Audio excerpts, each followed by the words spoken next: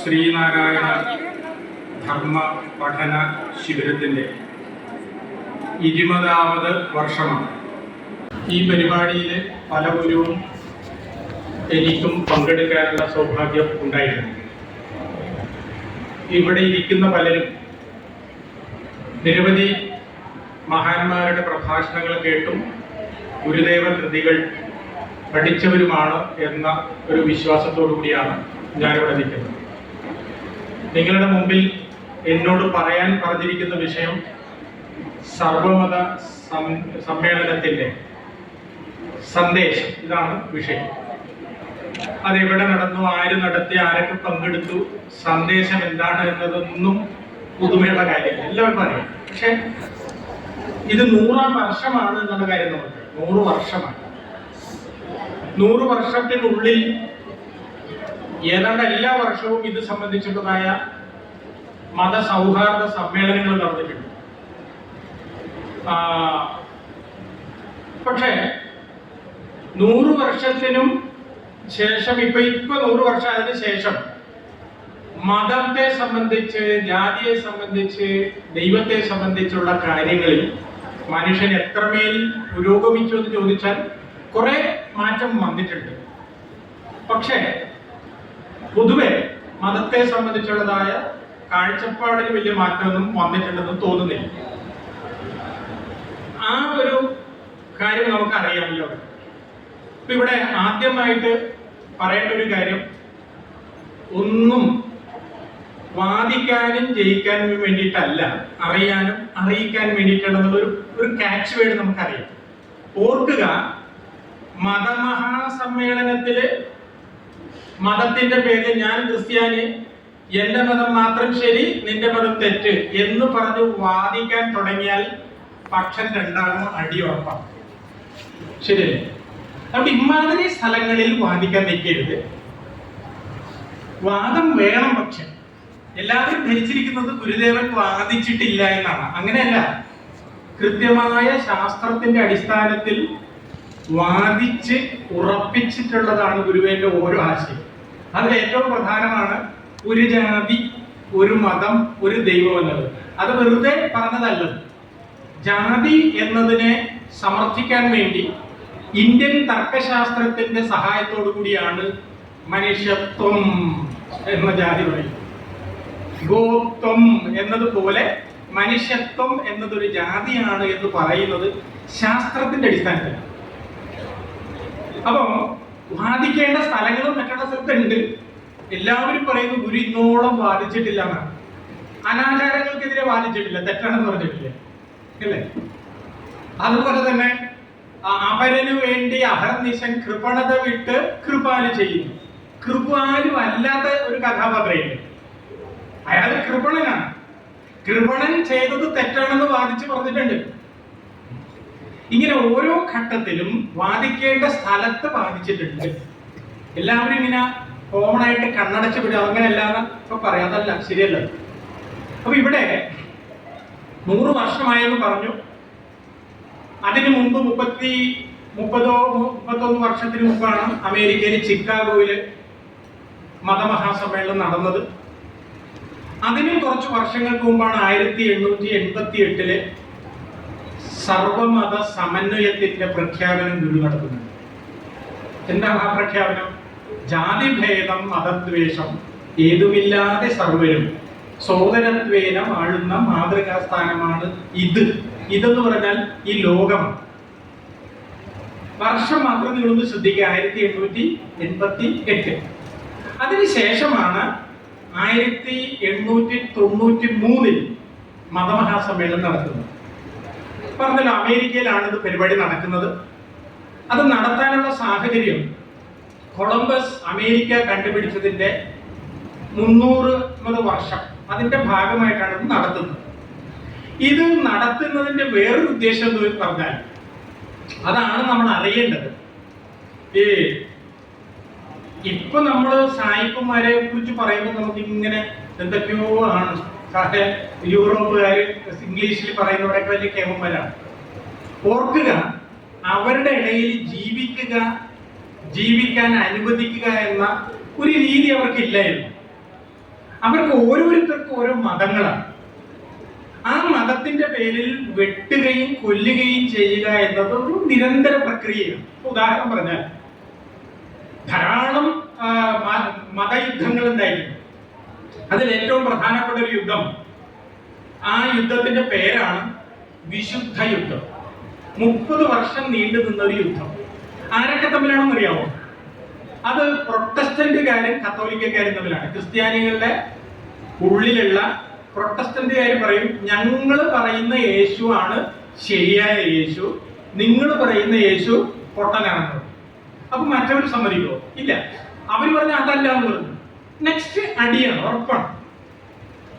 ഈ അടി 30 വർഷം നീണ്ടു നിന്നു. അതിന്റെ പരിണിത ഫലം എന്താണെന്ന് അറിയാമോ?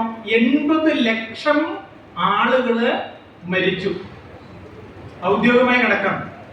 80 ലക്ഷം ആളുകൾ മരിക്കുക എന്ന് പറഞ്ഞാൽ ഏറ്റവും ചുരുങ്ങിയത് ഒരു മനുഷ്യന് ആയി ബന്ധപ്പെട്ട ഒരു 4 പേരെങ്കിലും ഇല്ലേ ഉണ്ടാവില്ല. അപ്പൊ കോടിക്കണക്കിന് ജനങ്ങളെ ദുരിതത്തിലാഴ്ത്തിക്കൊണ്ടിട്ടുള്ള ഒരു വലിയ യുദ്ധത്തിന്റെ പേരാണ് വിശുദ്ധ യുദ്ധം. പേര് വിശുദ്ധമാണ്, പറഞ്ഞത് എന്തിനു വേണ്ടിയിട്ടാണ്? നന്മയാണ് ഉപദേശിച്ചത്. മനസ്സിലല്ലേ? ഞങ്ങളുടെ മാത്രം ദൈവം നല്ലത്, ഞങ്ങൾ പറയുന്ന വഴി മാത്രമാണ് സ്വർഗത്തിലേക്ക് പോകുന്നത്, അപ്പുറത്തിരിക്കുന്നവൻ്റെത് നരകത്തിലേക്ക് പോകാനുള്ള വഴി എന്നാണ്. ഇതാണ് ഇവർ തമ്മിലുള്ള യുദ്ധത്തിലുള്ള പ്രധാന കാരണം. യുദ്ധം 16, 17, 18, 19, 20 നൂറ്റാണ്ടുകളിലും ഈ യുദ്ധം തുടർച്ചയായിട്ടുണ്ടായിരുന്നു.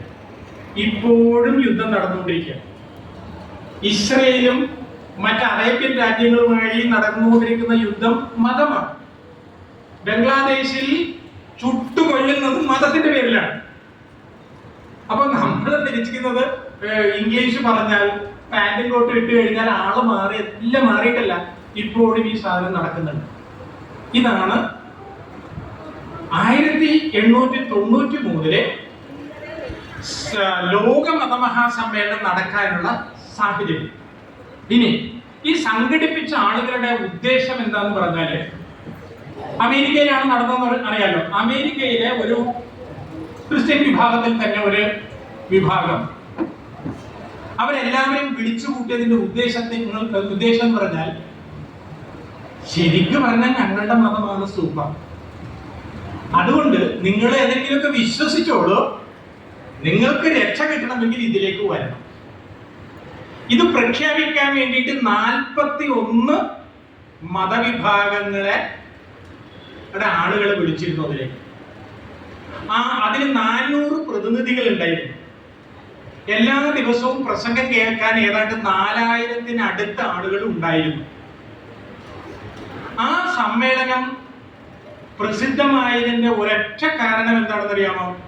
സ്വാമി വിവേകാനന്ദൻ അവിടെ ചെന്നതുകൊണ്ടാണ്. വിവേകാനന്ദ സ്വാമി അവിടെ ചെന്നില്ലായിരുന്നുവെങ്കിൽ അത് ആരും തന്നെ അറിയാമില്ല. അവരെ കുറച്ചുപേരെ അറിയാമായിരിക്കും എന്നുള്ളതാണ്. വിവേകാനന്ദ സ്വാമി അവിടെ ചെന്ന് പറഞ്ഞ കാര്യം, വിവേകാനന്ദ സ്വാമിയുടെ ചിക്കാഗോ അഡ്രസ് എന്നെങ്കിലും വായിച്ച ആരെങ്കിലും ഉണ്ടെങ്കിൽ കൂടുതൽ വെരി ഗുഡ്, കൺഗ്രാജുലേഷൻ. അതിലാദ്യം വിവേകാനന്ദ സ്വാമി ഉച്ചരിച്ചൊരു വാക്കുണ്ട്. അതെന്താണ്? സിസ്റ്റേഴ്സ് ആൻഡ് ബ്രദേഴ്സ് എന്നൊരു വാക്കാണ്, അല്ലെ? സഹോദരീ സഹോദരന്മാരെ എന്നാണ്.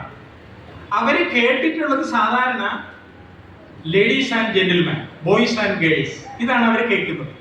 പക്ഷെ അതിൽ നിന്നെല്ലാം വ്യത്യസ്തമായി സഹോദരീ സഹോദരന്മാരെ എന്നുള്ള ഒരു സംബോധന ആദ്യമായിട്ടാണ് കേൾക്കുന്നത്. അതുകൊണ്ട് അത് കേട്ടപ്പോൾ തന്നെ പിൻ ഡ്രോപ്പ് സൈലൻസ്.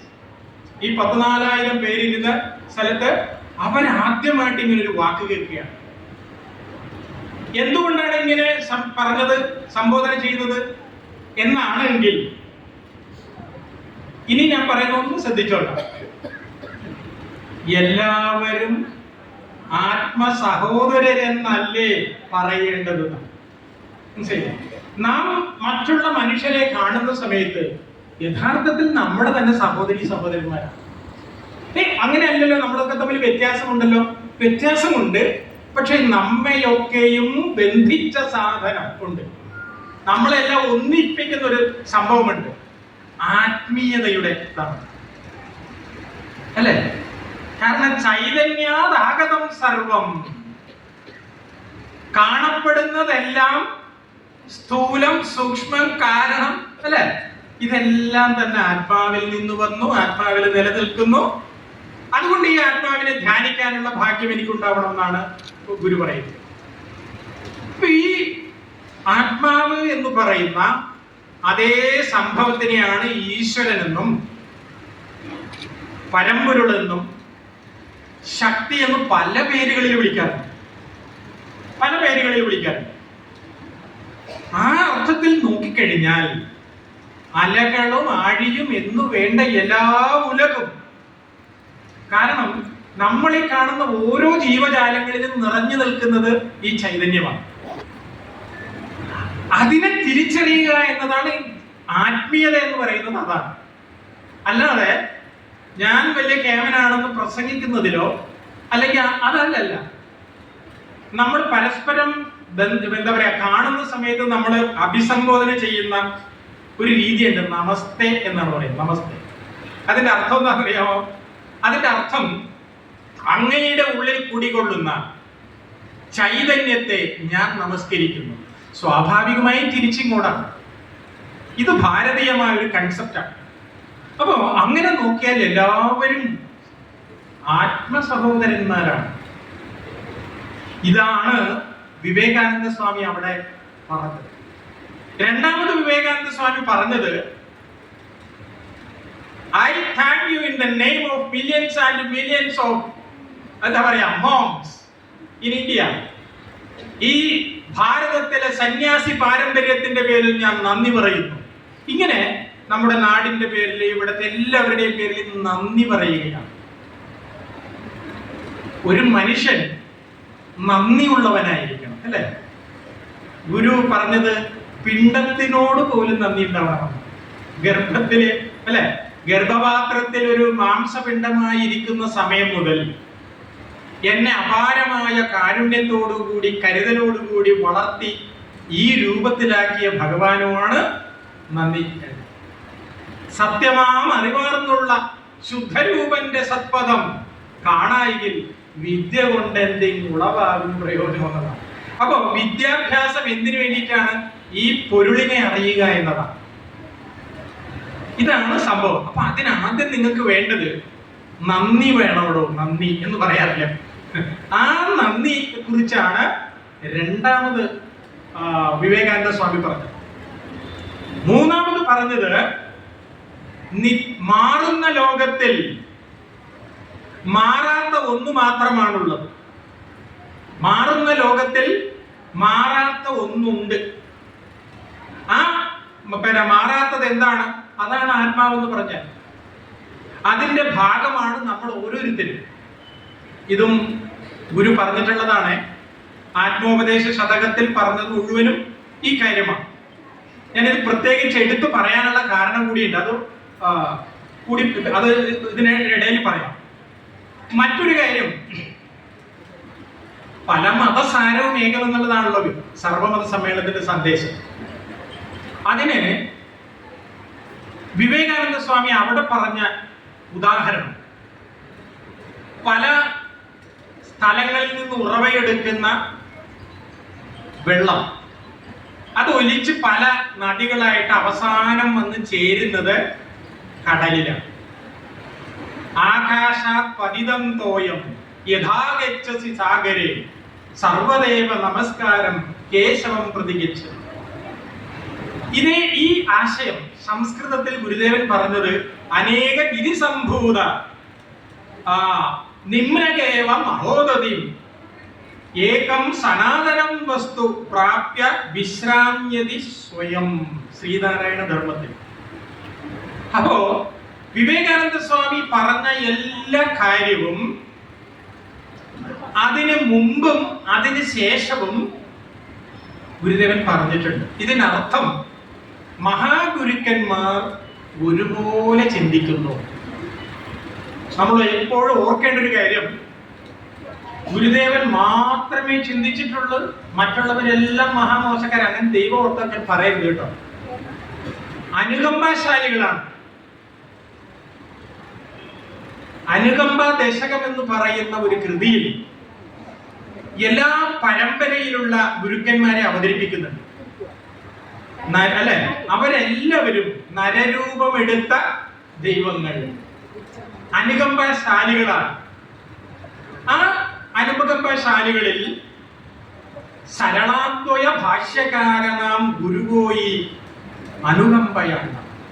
ശ്രീ ശങ്കരാചാര്യരെ കുറിച്ചാണ് പറഞ്ഞത്, ശ്രീബുദ്ധനെ കുറിച്ച് പറഞ്ഞു, ശ്രീരാമചന്ദ്രനെ കുറിച്ച് പറഞ്ഞു, ശ്രീകൃഷ്ണനെ കുറിച്ച് പറഞ്ഞു, അപ്പർ സുന്ദർ മാണിക്യവാസകരനെ കുറിച്ച് പറഞ്ഞു, യേശുദേവനെ കുറിച്ച് പറഞ്ഞു, നബി തിരുമേനിയെ കുറിച്ച് പറഞ്ഞു. എന്താ നമ്മളോട് ഉപദേശിച്ചു തന്നിട്ടുള്ളത്? ഇവരെല്ലാവരും അരുമാമറ യോതുമർത്ഥവും മുനിയോതും ഗുരുവോതുമർത്ഥവും, അല്ലെ? ഈ ഗുരുക്കന്മാർ പറഞ്ഞ സാരം ഒന്ന്. നമ്മൾ എന്നിട്ട് മൈക്ക് കിട്ടിക്കഴിഞ്ഞാൽ അവരെല്ലാം മഹാമോശാണ് എന്ന് പറഞ്ഞാൽ, നിങ്ങൾ ഈ ഇരിക്കുന്ന ആളുകളിൽ എന്താണ്, വിവേകാനന്ദ സ്വാമിയുടെ ഭക്തന്മാരുണ്ട്, ശങ്കരാചാര്യരുടെ ഭക്തന്മാരുണ്ട്, ശ്രീരാമൻ കൃഷ്ണനെ ഇങ്ങനെ ഉണ്ടെന്ന് വിചാരിക്കുക. ഞാൻ ഇവിടെ നിന്ന് ഇങ്ങനെ പറഞ്ഞാൽ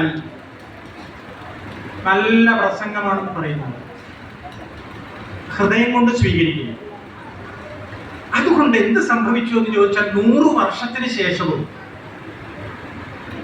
ഈ മലമ്പുഴ, അതിന്റെ പാലക്കാട് ജില്ലക്ക് അപ്പുറം ഇപ്പോഴും ഗുരുവ് എത്തിയിട്ടില്ലായിരുന്നു.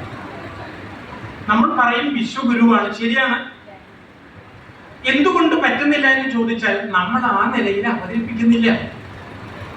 കഴിഞ്ഞതിന് മുമ്പിലത്തെ ആഴ്ചയിൽ ഞങ്ങള് ഡൽഹിയിൽ ഒരു പരിപാടി നടത്തി, സർവമത സമ്മേളനത്തോടനുബന്ധിച്ചൊരു പരിപാടി. അറ്റോർണി ജനറൽ അഡ്വക്കേറ്റ് ആർ വെങ്കടരമണിയാണ് അതിൽ മുഖ്യപ്രഭാഷണം നടത്തിയത്. അദ്ദേഹം വളരെ മനോഹരമായി ഗുരുവിന്റെ സന്ദേശത്തെ കുറിച്ച് അവിടെ അവതരിപ്പിക്കുന്നു. പ്രശ്നം അതല്ല, ഞങ്ങൾ അതിന്റെ ഭാഗമായി ഡൽഹി യൂണിവേഴ്സിറ്റിയിലെ വിദ്യാർത്ഥികൾക്ക് വേണ്ടിയിട്ട് ഒരു പരിപാടി നടത്തി. ആ പരിപാടിയുടെ പേര് സ്റ്റുഡന്റ് പാർലമെന്റ് ഉണ്ട്. ധാരാളം കുട്ടികൾ, ഡിഗ്രി PG പഠിക്കുന്ന വിദ്യാർത്ഥികൾ, ഇവരാരും മലയാളികളല്ല. സിഖുകാരുണ്ട്, ഒറീസക്കാരുണ്ട്, പല ആളുകളുണ്ട്. പക്ഷെ ഗുരുവിനെ കുറിച്ച് പഠിച്ചു, അവരവതരിപ്പിച്ചു.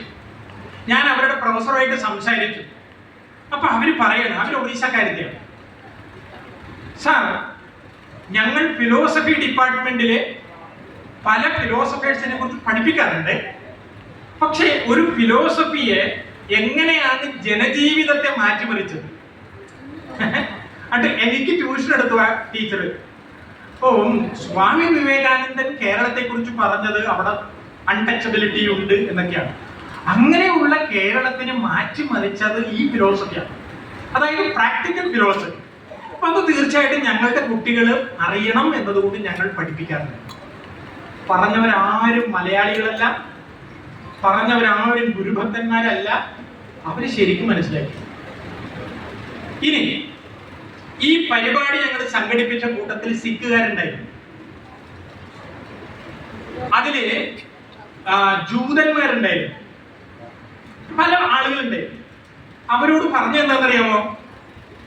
ഗുരുനാനാക്ക്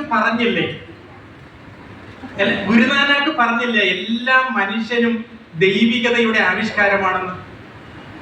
ഇത് തന്നെ ഞങ്ങളുടെ ഗുരുവും പറഞ്ഞിട്ടുണ്ട്. എന്നാ ഞങ്ങൾ കൂടി ഈ പരിപാടിയിൽ പങ്കെടുക്കാം. ആലോചിച്ച് നോക്കുക. ഇങ്ങനെ ശൈവന്മാരുണ്ട്, ശാക്തയന്മാരുണ്ട്, ക്രിസ്ത്യാനികളുണ്ട്, പല ആളുകളും പറഞ്ഞു. അപ്പൊ പറഞ്ഞു, കരുണാമയനായ നബിയെ കുറിച്ച് പറഞ്ഞുകൊണ്ടാണ് ഖുർആൻ തുടങ്ങുന്നത്. കരുണാമയന. അപ്പൊ പറഞ്ഞു, കരുണാമയനായ ദൈവത്തെ കുറിച്ചാണ് അനുകമ്പ ദശകത്തിൽ പറഞ്ഞിട്ടുള്ളത്. അതിൽ നബി തിരുമേനിയെ കുറിച്ച് പറഞ്ഞിട്ടുണ്ട്. ആണോ? അയ്യോ, അങ്ങനെ ഞങ്ങൾക്ക് അറിയണമല്ലോ. എന്റെ കൂട്ടത്തിലുള്ള മുസ്തഫ മൗലവി എന്ന് പറഞ്ഞ ഒരു സുഹൃത്തുണ്ട്. അദ്ദേഹം മുനി ഗുരു നിത്യ ചൈതന്യ യതിയുടെ ശിഷ്യനാണ്. അദ്ദേഹം പരമ്പൊരുൾ വ്യാഖ്യാനം, ഖുറാന്റെ പരമ്പൊരുൾ വ്യാഖ്യാനത്തെ കുറിച്ച് 4 വോള്യം പുസ്തകം എഴുതിയിട്ടുണ്ട്. ഓരോന്ന് കഴിയുമ്പോഴും എനിക്ക് തരും. അപ്പൊ ഞങ്ങള് ഇടയ്ക്ക് തോട്ടും ആശ്രമത്തില് ഓരോ കൃതികളും ഇതുപോലെ ഖുർആൻ, ബൈബിൾ, ഭഗവത്ഗീത എല്ലാം പഠിപ്പിക്കുന്ന ഒരു സമ്പ്രദായം ഇവിടെ ഉണ്ട്. ഒരു 3 മാസത്തിന് മുമ്പ് കോഴിക്കോട് തിരുപ്പൂര് വെച്ചിട്ട് കരിപ്പൂർ വിമാനത്താവളത്തിന്റെ അടുത്ത് വെച്ച് അതിന്റെ 4ാം വോള്യം പ്രകാശന ചടങ്ങാണ്. ധാരാളം മുസ്ലിം സുഹൃത്തുക്കളും മതപണ്ഡിതന്മാരും ഉണ്ട്. ചടങ്ങ് എന്താണ്? ഖുറാന്റെ പുസ്തകം അല്ലെ, ഖുറാൻ വ്യാഖ്യാനത്തിന്റെ റിലീസിംഗ്. അവിടെ വന്ന എല്ലാവരും സംസാരിക്കുന്നത് എന്തിനെ കുറിച്ചാണെന്ന് അറിയാമോ? ഗുരുദേവനെ കുറിച്ചാണ്. അപ്പൊ ചോദിച്ചാൽ ഇത് ഖുറാനെ കുറിച്ചല്ലേ? ആണ്. പക്ഷെ ഈ ലോകം മുഴുവനും എന്തുണ്ട്? ഖുറാനുണ്ട്, ഖുറാന്റെ വ്യാഖ്യാനമുണ്ട്. പക്ഷെ ഇതിന്റെ പ്രത്യേകത ഇത് കുറെ കൂടി എല്ലാവരെയും ഉൾക്കൊള്ളുന്നതാകുന്നു. അതുകൊണ്ട് ഇബ്രാഹിം വേങ്ങര, ഹാഷിം തുടങ്ങിയതായ വലിയ എഴുത്തുകാരൊക്കെ പറയുന്നത് ഇതാ. ഒന്ന് ആലോചിച്ച് നോക്കിയേ, നമ്മൾ അവരെ വെല്ലുവിളിക്കുകയാണെന്ന് വിചാരിക്കാം. നിങ്ങളുടെ നാട്ടിൽ ആരാ എന്ന് പറഞ്ഞ് വെല്ലുവിളിക്കുകയാണെങ്കിൽ ഹൃദയം കൊണ്ട് സ്വീകരിക്കുമോ? ഇല്ല. 600 പേരുണ്ടായിരുന്നു ആ വേദിയിൽ.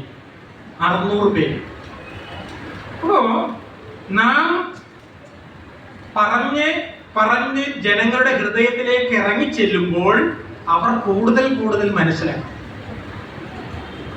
സർവമത സമ്മേളനത്തിന്റെ കാര്യമാണ് ഞാൻ പറഞ്ഞുകൊണ്ടിരിക്കുന്നത്. ഇവിടെ ഡൽഹിയിൽ വെച്ച് ഇതുപോലത്തെ ഒരു പരിപാടി അടുത്ത മെയ് മാസത്തിൽ അദ്ദേഹം നേരത്തെ സംസാരിച്ചെന്ന് തോന്നുന്നു. അതിനെക്കുറിച്ച് ലണ്ടനിൽ പ്ലാൻ ചെയ്തിട്ടുണ്ട്. അതിന്റെ കാരണം എന്ന് വെച്ചാല് ലോകത്തിലെ ഈ സർവമത സമ്മേളനത്തിന്റെ സാരത്തെ കുറിച്ച് ലോകത്തിലെ ചിന്തകന്മാർ അറിയണ്ടേ, ഗുരു പറഞ്ഞത് അറിയണ്ടേ, ഗുരുവിനെ ഐഡന്റിഫൈ ചെയ്യണ്ടേ. അതുകൊണ്ട് നമ്മൾ എന്ത് ചെയ്യണം? അവിടെ ചെന്ന് പരിപാടി നടത്തണം. മെയ് 2, 3, 4 തീയതികളിലാണ്. അപ്പൊ നമ്മൾ അതിൽ ഫോക്കസ് ചെയ്യുന്നത് എന്താണെന്ന് വെച്ചാല് വിവേകാനന്ദ സ്വാമി പറഞ്ഞ എസൻസ്,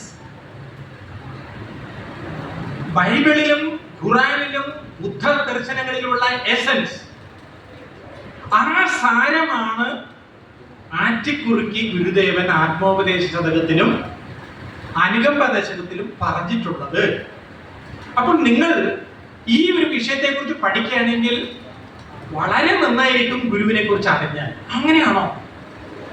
അങ്ങനെയാണ് ബ്രിട്ടീഷ് ലൈബ്രറിയിലുള്ള ആളുകൾ പുസ്തകം വേണമെന്ന് നേരത്തെ ഞാൻ പറഞ്ഞില്ലേ, കൊണ്ടേ കൊടുത്തപ്പോൾ അവർ പറയാണ്, so hereafter we have another domain for further research and studies, that is the philosophy of Sreenarayana ഗുരു. അവർ പറഞ്ഞതാണ്. അപ്പൊ ഇങ്ങനെ ഹൃദയം കൊണ്ട് സ്വീകരിക്കുമ്പോഴാണ് ഈ സന്ദേശം എത്തുന്നത്. ഓക്കെ, പറഞ്ഞു വരുന്നത് ലോക മതമഹാസമ്മേളനം നടത്താൻ ഉണ്ടായിരുന്ന സാഹചര്യം മതത്തിന്റെ പേരിൽ തമ്മിൽ കൊന്നും എന്താ പറയുക വിദ്വേഷം ഉണ്ടാക്കിയും വെല്ലുവിളിക്കുകയൊക്കെ ചെയ്തിരുന്ന ഒരു കാലഘട്ടത്തിൽ ഈ സമ്മേളനം നടക്കുന്നതിന്റെ 2 മാസം മുമ്പാണ്, അതായത് ചിക്കാഗോയിൽ പരിപാടി നടക്കുന്നതിന്റെ 2 മാസം മുമ്പാണ് നമ്മുടെ മഹാത്മാഗാന്ധി, അന്ന് മഹാത്മാഗാന്ധി ആയിട്ടില്ല, മോഹൻദാസ് കരംചന്ദ്, സൗത്ത് ആഫ്രിക്കയിൽ ഒരു കേസ് വാദിക്കാൻ വേണ്ടിയിട്ട് മൂപ്പര് പോയതാണ്. ബാരിസ്റ്റർ പരീക്ഷയൊക്കെ കഴിഞ്ഞു. അപ്പൊ മൂപ്പർക്ക് ഫസ്റ്റ് ക്ലാസ് ടിക്കറ്റ് ഉണ്ടായിരുന്നു. ട്രെയിനിന്റെ അകത്ത് കയറി. അപ്പൊ ഒരു സായിപ്പ് പറഞ്ഞു, എന്തോ താനിവിടെ കയറിയിരിക്കണേ? പറഞ്ഞു, എനിക്ക് ഫസ്റ്റ് ക്ലാസ് ടിക്കറ്റ്. അവിടെ എഴുതി വെച്ചേക്കണില്ല, വൈറ്റ്സ് ഓൺലി, വെള്ളക്കാർക്ക് മാത്രമേ ഉള്ളെന്ന്. അപ്പൊ വീണ്ടും ഗാന്ധിജി പറഞ്ഞു, അല്ലല്ല, ഇത് ഞാൻ ഫസ്റ്റ് ക്ലാസ് ടിക്കറ്റ് എടുത്തിട്ടുണ്ട്. അപ്പോ ഈ സായിപ്പ് എന്ത് ചെയ്യുന്ന വെച്ചാല് ആദ്യം മഹാത്മാഗാന്ധിയുടെ പെട്ടിയും പാണ്ടൊക്കെ എടുത്തിട്ട് വലിച്ചെറിഞ്ഞു. പിന്നെ മഹാത്മാഗാന്ധിയുടെ അടുത്തേക്ക് പ്ലാറ്റ്ഫോമിലേക്ക് വലിച്ചെറിഞ്ഞു.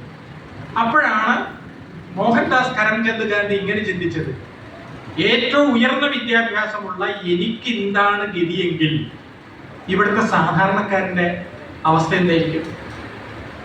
അങ്ങനെയാണ് അദ്ദേഹം ഈ തരത്തിലുള്ള വർണ്ണവെറി, ജാതീയതയുടെ പേരിൽ, നമ്മുടെ ധാരണ ഇവിടെ മാത്രമേ ജാതിയുള്ളെന്നാ, അങ്ങനെയൊന്നുമല്ല, എല്ലായിടത്തുണ്ട്. ഇതിനെതിരായ പോരാട്ടം നടത്തണമെന്ന് റെയിൽവേ സ്റ്റേഷനിൽ നിന്നിട്ടാണ് അദ്ദേഹം ശപഥം ചെയ്യുന്നത്. ഇതിന് ശേഷമാണ് 2-3 മാസം കഴിഞ്ഞ് സെപ്റ്റംബറിൽ 11-ാം തീയതി ചിക്കാഗോ മതമഹാസമ്മേളനം. അപ്പോ ഇത് നടക്കുന്ന സാഹചര്യം നാം മനസ്സിലാക്കണം. ഇനി 1924 വന്നു കഴിഞ്ഞാൽ എന്തായിരുന്നു യഥാർത്ഥത്തിൽ മതം സർവമത സമ്മേളനം വിളിച്ചുകൂട്ടാനുള്ള കാരണം എന്തായിരുന്നു?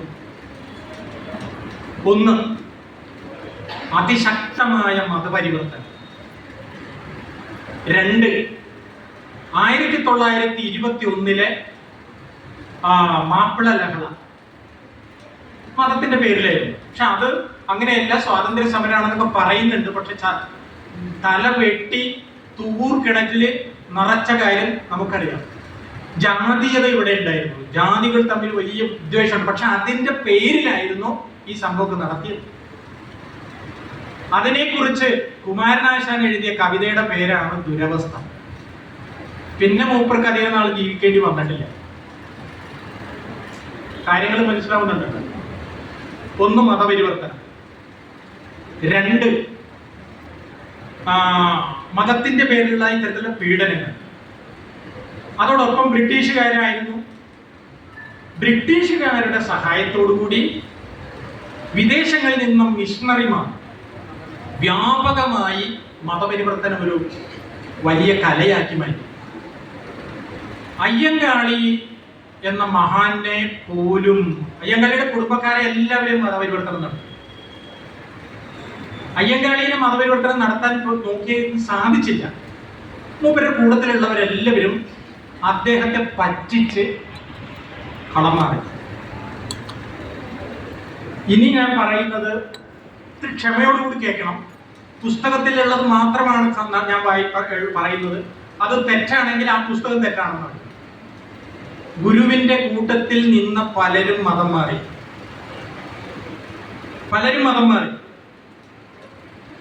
ഗുരുവിനെ മതം മാറ്റാൻ വേണ്ടിയിട്ട് പലരും ശ്രമിച്ചു. അപ്പോഴാണ് പറഞ്ഞത്, നാം എപ്പോഴേ ക്രിസ്തു മതം സ്വീകരിച്ചിരിക്കുന്നു, നാം എപ്പോഴേ ബുദ്ധനായി കഴിഞ്ഞിരിക്കുന്നു എന്നും പറഞ്ഞ് വളരെ വളരെ വളരെ എന്താ പറയാ സ്നേഹത്തോടുകൂടി അവരോട് പറയുന്നുണ്ട്. ഗുരുവിനറിയാം തന്നെ മതം മാറ്റാൻ വേണ്ടിയിട്ട് വന്നതാണ്. അത് നടക്കാതെ വന്നപ്പോൾ കൂട്ടത്തിലുള്ള ആളുകൾ പലരും സ്വയം മതം മാറി. അവര് മതം മാറിയതിന് ശേഷം ഗുരുവിനോട് പറഞ്ഞു, അതെ, ഈ ഒരു ജാതി ഒരു മതം ഒരു ദൈവം എന്നുള്ളതില്ലേ, അതൊന്നും ആളുകൾക്ക് ഇഷ്ടമില്ല. അതാർക്കാ ഇഷ്ടമില്ലാത്തത്? അത് ഇന്ന ആളുകളൊക്കെ പറയുന്നുണ്ട്. താനെന്താ പറഞ്ഞത്? അല്ല, ഞാനും ഏതാണ്ട് അതൊക്കെ, താൻ മതം മാറി, മതം മാറി പറഞ്ഞ ആളുകൾ ആരാന്നൊക്കെ നിങ്ങൾക്കറിയാം. ഒരു മതമേതായാലും മനുഷ്യൻ നന്നായാൽ മതി എന്ന് പറഞ്ഞത് ശിഷ്യനോടാ പറഞ്ഞത്. ഏത് ഇതിൽ പോലും മനുഷ്യൻ നന്നായാൽ മതി. ഈ മതപരിവർത്തനം കൊണ്ട് എന്തിനാണ് മതം എന്ന് ചോദിച്ചപ്പോഴാണ് നല്ല മനുഷ്യനാവാൻ വേണ്ടിയിട്ടല്ലേ. മതപരിവർത്തനം നടത്തിയിട്ട് നല്ല മനുഷ്യനായില്ലെങ്കിൽ അത് മോശമാണ്. അപ്പൊ മതം അല്ല ഇവിടെ പ്രശ്നം, മനുഷ്യനാണ് പ്രശ്നം. പക്ഷേ കൂട്ടത്തിൽ നിന്ന് പലരും, ഇനി പറഞ്ഞാൽ നമുക്ക് എല്ലാവർക്കും വേദനയുണ്ടാവും. അങ്ങനെയാണ് ശിഷ്യനായ നടരാജഗുരുവിനോട് പറയുന്നുണ്ട്, നമുക്കാരുമില്ലല്ലോ തമ്പി എന്നുള്ള ഒരു അത് പറയുന്നുണ്ട്. നമുക്കാരുമില്ല. കാരണം അറിയാം, ഇത്രമേൽ കാര്യങ്ങൾ ചെയ്തിട്ടും കുന്നോളം കൊടുത്തിട്ടും കുന്നിക്കുരുവോളം പോലും നന്ദി കാണിച്ചില്ല എന്നുള്ളതാണ്. അങ്ങനെയാണ് നടരാജഗുരു ഈ നാട് തന്നെ വിട്ടുപോകുന്നത്. നാരായണ ഗുരുകുലം ഉണ്ടാക്കി രാജ്യങ്ങളിൽ മുഴുവനും സഞ്ചരിച്ച് ഗുരുദേവ ദർശനത്തെ ലോകത്തിന് പരിചയപ്പെടുത്തുക എന്ന വലിയ ദൗത്യം ശരിക്കും ഈ സന്ദേശം തന്നെയാണ്. അപ്പോ നടരാജഗുരു ഇല്ലായിരുന്നു എന്ന് വിചാരിക്കാം, ആ വഴിയിലേക്ക് നിത്യചൈതന്യതി കടന്നു വരില്ലായിരുന്നു. നിത്യചൈതന്യം ഇല്ലായിരുന്നുവെങ്കിൽ മുനി ഗുരു നാരായണ പ്രസാദ് ആ വഴിയിലൂടെ കടന്നു വരില്ലായിരുന്നു. ഇപ്പൊ ഓക്സ്ഫോർഡ് അവർക്ക് കൊടുത്ത പുസ്തകങ്ങള് ഈ മഹാഗുരുക്കന്മാർ എഴുതിയതാണ്. അതില് ആത്മോപദേശ ശതകത്തെ കുറിച്ച് നടരാജഗുരു എഴുതിയ പ്രബന്ധം അത് സോർബൺ യൂണിവേഴ്സിറ്റിയിൽ സമർപ്പിക്കുകയും ഡീലിറ്റ് ലഭിക്കുകയും ചെയ്യും. 4 or 5 ശ്ലോകത്തിന്റെ അടിസ്ഥാനത്തിലാണ്. എന്തുകൊണ്ട് അത് സ്വീകരിച്ചു എന്ന് ചോദിച്ചാൽ, എല്ലാ ലോകത്തിലെയും മഹാഗുരുക്കന്മാർ പറഞ്ഞതിന്റെ എസൻസ് പരമ്പൊരുൾ പാശ്ചാത്യ ദർശനത്തിൽ എന്നൊരു പുസ്തകമുണ്ട് നടരാജഗുരുവിന്റെ. എപ്പോഴെങ്കിലും ആരെങ്കിലും കിട്ടിയാൽ വായിക്കണം. അതായത് നമ്മുടെ ഇവിടെയുള്ള ഋഷീശ്വരന്മാര് പറഞ്ഞതുപോലെ തന്നെ എല്ലാ മതത്തിന്റെയും സാരം ഒന്നാണ് എന്ന് നമ്മൾ മാത്രമല്ല ലോകത്തിലെ പല ഗുരുക്കന്മാരും പറഞ്ഞിട്ടുണ്ട്. പരമ്പൊരുൾ പാശ്ചാത്യ ദർശനത്തിൽ നിന്നാണ് പുസ്തകത്തിന്റെ പേര്. അപ്പൊ ഇത് പറയുമ്പോൾ അവർ നമ്മളെ സ്വീകരിക്കുകയാണ് ചെയ്യുന്നത്. മനസ്സിലായി? എന്നിട്ട് നമ്മൾ പറയുന്നതെന്ന് വെച്ചാല് ആധുനിക കാലഘട്ടത്തിൽ ഈ കാര്യങ്ങളെല്ലാം ഉൾക്കൊണ്ടുകൊണ്ട് വളരെ പ്രായോഗിക ബുദ്ധിയോടുകൂടി ഈ ഇതിനെ പ്രയോഗത്തിലാക്കിയത് ഗുരുദേവനാണ്. നിങ്ങൾക്ക് വേണമെങ്കിൽ ഒന്ന് പഠിച്ചോളൂ എന്ന് പറഞ്ഞാൽ തനിയെ പഠിക്കും. പിടികിട്ടോ? അപ്പൊ ഓർക്കുക, 1888 ഗുരുവിന്റെ അരുവിപ്പുറം പ്രതിഷ്ഠ, 1893 ആദ്യത്തെ ലോക മതമഹാസമ്മേളനം, അതിനുശേഷം 1924 ഏഷ്യയിലെ ആദ്യത്തേതും ലോകത്തിലെ രണ്ടാമതുമായ സർവമത സമ്മേളനം. ഇതിന്റെ കണ്ടിന്യൂറ്റി നടന്നു. അതുകൂടി നമ്മൾ ഓർക്കണം. ഇതിന്റെ കണ്ടിന്യൂറ്റി നടന്നു. അതിന്റെ ഒന്നാണ് 1969, 70, 71 കാലഘട്ടത്തിൽ ലോക സമാധാന സമ്മേളനം നടരാജഗുരുവിന്റെ നേതൃത്വത്തിൽ പയ്യന്നൂരിലെ ഏഴിമല നടന്നു. അതിന്റെ 50 വർഷം ആണ്. 50 വർഷം കഴിഞ്ഞു അത് നടത്തി. 55 ആകും. എന്താണ് അവിടെ ചർച്ച ചെയ്ത വിഷയം എന്നറിയാമോ? അതായത് ഏകലോക ദർശനമാണ് മതമഹാസമ്മേളനത്തിന്റെ ആശയം, സമാധാനത്തിന്റെ ആശയം. നടരാജഗുരു പറയുന്നു, യുദ്ധം ഒഴിവാക്കാൻ വേണ്ടിയിട്ടാണ് ഐക്യരാഷ്ട്രസഭ ഉണ്ടായത്. പക്ഷെ യുദ്ധം ഇല്ലാതായോ? ഇല്ല. ഐക്യരാഷ്ട്രസഭ എപ്പോഴും ചെയ്യുന്നത് പൈസ കൂടുതൽ തരുന്നത് ആരാണോ അവരുടെ പക്ഷത്ത് നിന്നിട്ട് ഒരു അല്ലെ, അതാണ് ചെയ്യുന്നത്. അതുകൊണ്ട് എന്ത് പറ്റി? ലോകത്തിൽ സമാധാനം ഉണ്ടായിട്ടില്ല എന്ന് മാത്രമല്ല, യുദ്ധത്തിന്റെ ഗതി മാറിയെന്ന് മാത്രം. അതിൽ 7 വിഷയം നടരാജഗുരു പറയുന്നുണ്ട്. ഒന്ന്, ഈ ലോകം ഒന്നാവണമെങ്കിൽ നമ്മൾ എന്തെല്ലാം പറഞ്ഞാലും ഏകലോക ദർശനത്തിന്റെ അടിസ്ഥാനത്തിലുള്ള ഒരു സാമ്പത്തിക ക്രമം ഉണ്ടാവും. 2, ഏകലോക ദർശനത്തിന്റെ അടിസ്ഥാനത്തിലുള്ള വിദ്യാഭ്യാസം, ഒരു ലോക ഗവൺമെന്റ്, ഒരു മൂല്യബോധം. ഇങ്ങനെ 6-7 വിഷയങ്ങളുണ്ട്. ഒരെണ്ണം മാത്രം ഞാൻ പറയും. ഇപ്പൊ നമ്മുടെ ലോകങ്ങളിൽ എല്ലാ രാജ്യങ്ങളിലും അഡോപ്റ്റ് ചെയ്തിരിക്കുന്ന സാമ്പത്തിക ശാസ്ത്രം, ആ ശാസ്ത്രം എന്നുള്ളത് ഇൻവെർട്ടഡ് കോമയാണ്, എല്ലാവരും സ്വീകരിച്ചിട്ടുണ്ട്. ഈ സാമ്പത്തിക ശാസ്ത്രത്തിന്റെ രീതി അനുസരിച്ച് എല്ലാ വർഷവും നമുക്കറിയാവുന്നതാണ്, ഏതാണ്ട് 30 ലക്ഷത്തിലധികം ആളുകൾ പട്ടിണി കൊണ്ട് മരിക്കുന്നുണ്ട്. 30 ലക്ഷത്തിലധികം ആളുകൾ. എല്ലാ വർഷവും എല്ലാ രാജ്യത്തും കോടിക്കണക്കിന് രൂപയുടെ ഭക്ഷ്യ വിഭവങ്ങൾ കത്തിച്ചു കളയുകയോ കടലിൽ കൊണ്ടേ തള്ളിക്കളയോ ചെയ്യും. അതിനു വേണ്ടിയിട്ട് കോടിക്കണക്കിന് രൂപ ചെലവഴിക്കും. എന്തിനു വേണ്ടിയിട്ടാണ് ഇങ്ങനെ ചെയ്യുന്നത്? ഇത് ഈ പാവപ്പെട്ടവർക്ക് കൊടുത്താൽ അത് പറ്റില്ല. കാരണം എന്താണ്? മാർക്കറ്റില് വില പിടിച്ചു നിർത്തണം. നമുക്ക് വേണ്ടത് ലാഭമാണ്. അപ്പൊ അതുകൊണ്ട് 30 ലക്ഷം വരെ ചത്തുള്ളൂ, പക്ഷെ മാർക്കറ്റ് പിടിക്കാൻ സാധിച്ചു. ഗ്രോത്ത് ആണ് പ്രധാനം. ഗ്രോത്തിന് എപ്പോഴും ലാഭം വേണം. നമുക്ക് വേണ്ടത് ഗ്രോത്ത് അല്ല, സക്സസ്. സക്സസിന് 3 കാര്യങ്ങൾ വേണം. എന്താണത്? മാനവികത, ധാർമ്മികത, ആത്മീയത. Humanity, morality, spirituality. മാനവികത ധാർമ്മികതയുടെ അടിസ്ഥാനത്തിലാണ്, ധാർമ്മികത ആത്മീയതയുടെ അടിസ്ഥാനത്തിലാണ്. ഇതിന്റെ അടിസ്ഥാനത്തിലാണ് സാമ്പത്തിക ശാസ്ത്രമെങ്കിൽ മനുഷ്യൻ ആദ്യം കൺസിഡർ ചെയ്യില്ല, ലാഭത്തിനെ കൺസിഡർ ചെയ്യില്ല. മനസ്സിലായി? സാമ്പത്തികം പഠിച്ച ആരെങ്കിലും ഉണ്ടെങ്കിൽ വെറുതെ ഒന്ന് ചിന്തിച്ചു നോക്കും. ഇന്നും എല്ലാ വർഷവും യൂട്യൂബില് പോവർട്ടി ഡെത്ത് എന്ന് പറഞ്ഞ് വെറുതെ അടിച്ചു നോക്കും. ഓരോ രാജ്യത്തിന്റെ കണക്കുണ്ട്. എന്താ കാര്യം? സാമ്പത്തിക ശാസ്ത്രത്തിന്റെ അടിസ്ഥാനത്തില് ലോകത്തെ മുന്നോട്ട് നയിക്കുന്നത് കൊണ്ടാണ്.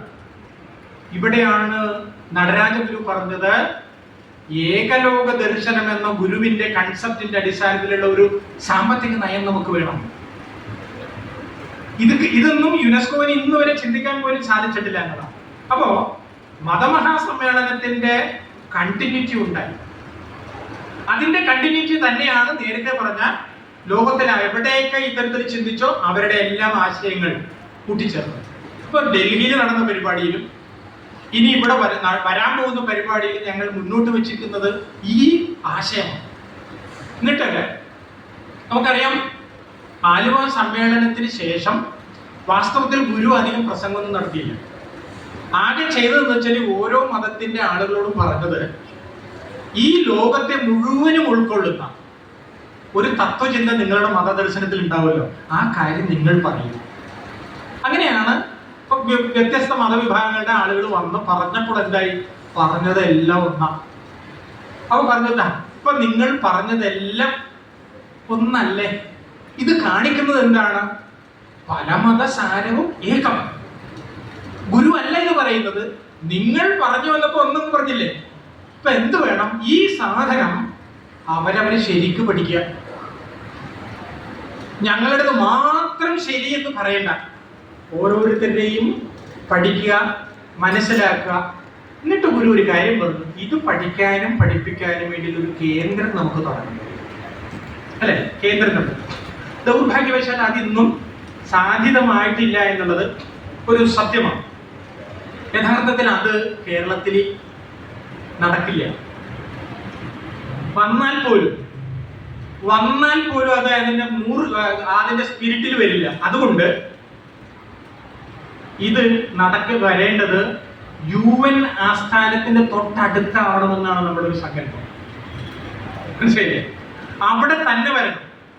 എങ്കിൽ മാത്രമേ ലോകത്തെ മുഴുവനും ചിന്തകന്മാരുടെ ചിന്തകളുടെ അടിസ്ഥാനത്തിൽ ഗുരുദർശനത്തെ മുന്നോട്ട് വെക്കാൻ പറ്റും. ഇതാണ് മെയ് മാസത്തിൽ ഞങ്ങൾ ഡിക്ലെയർ ചെയ്യാൻ പോകുന്ന സംഭവം. പിടികിട്ടിയോ? അപ്പോ അത് ആ സമ്മേളനം കൊണ്ട് തീർക്കുക എന്നുള്ളതല്ല, ഒരു ലക്ഷ്യം വെച്ചിരിക്കുകയാണ്.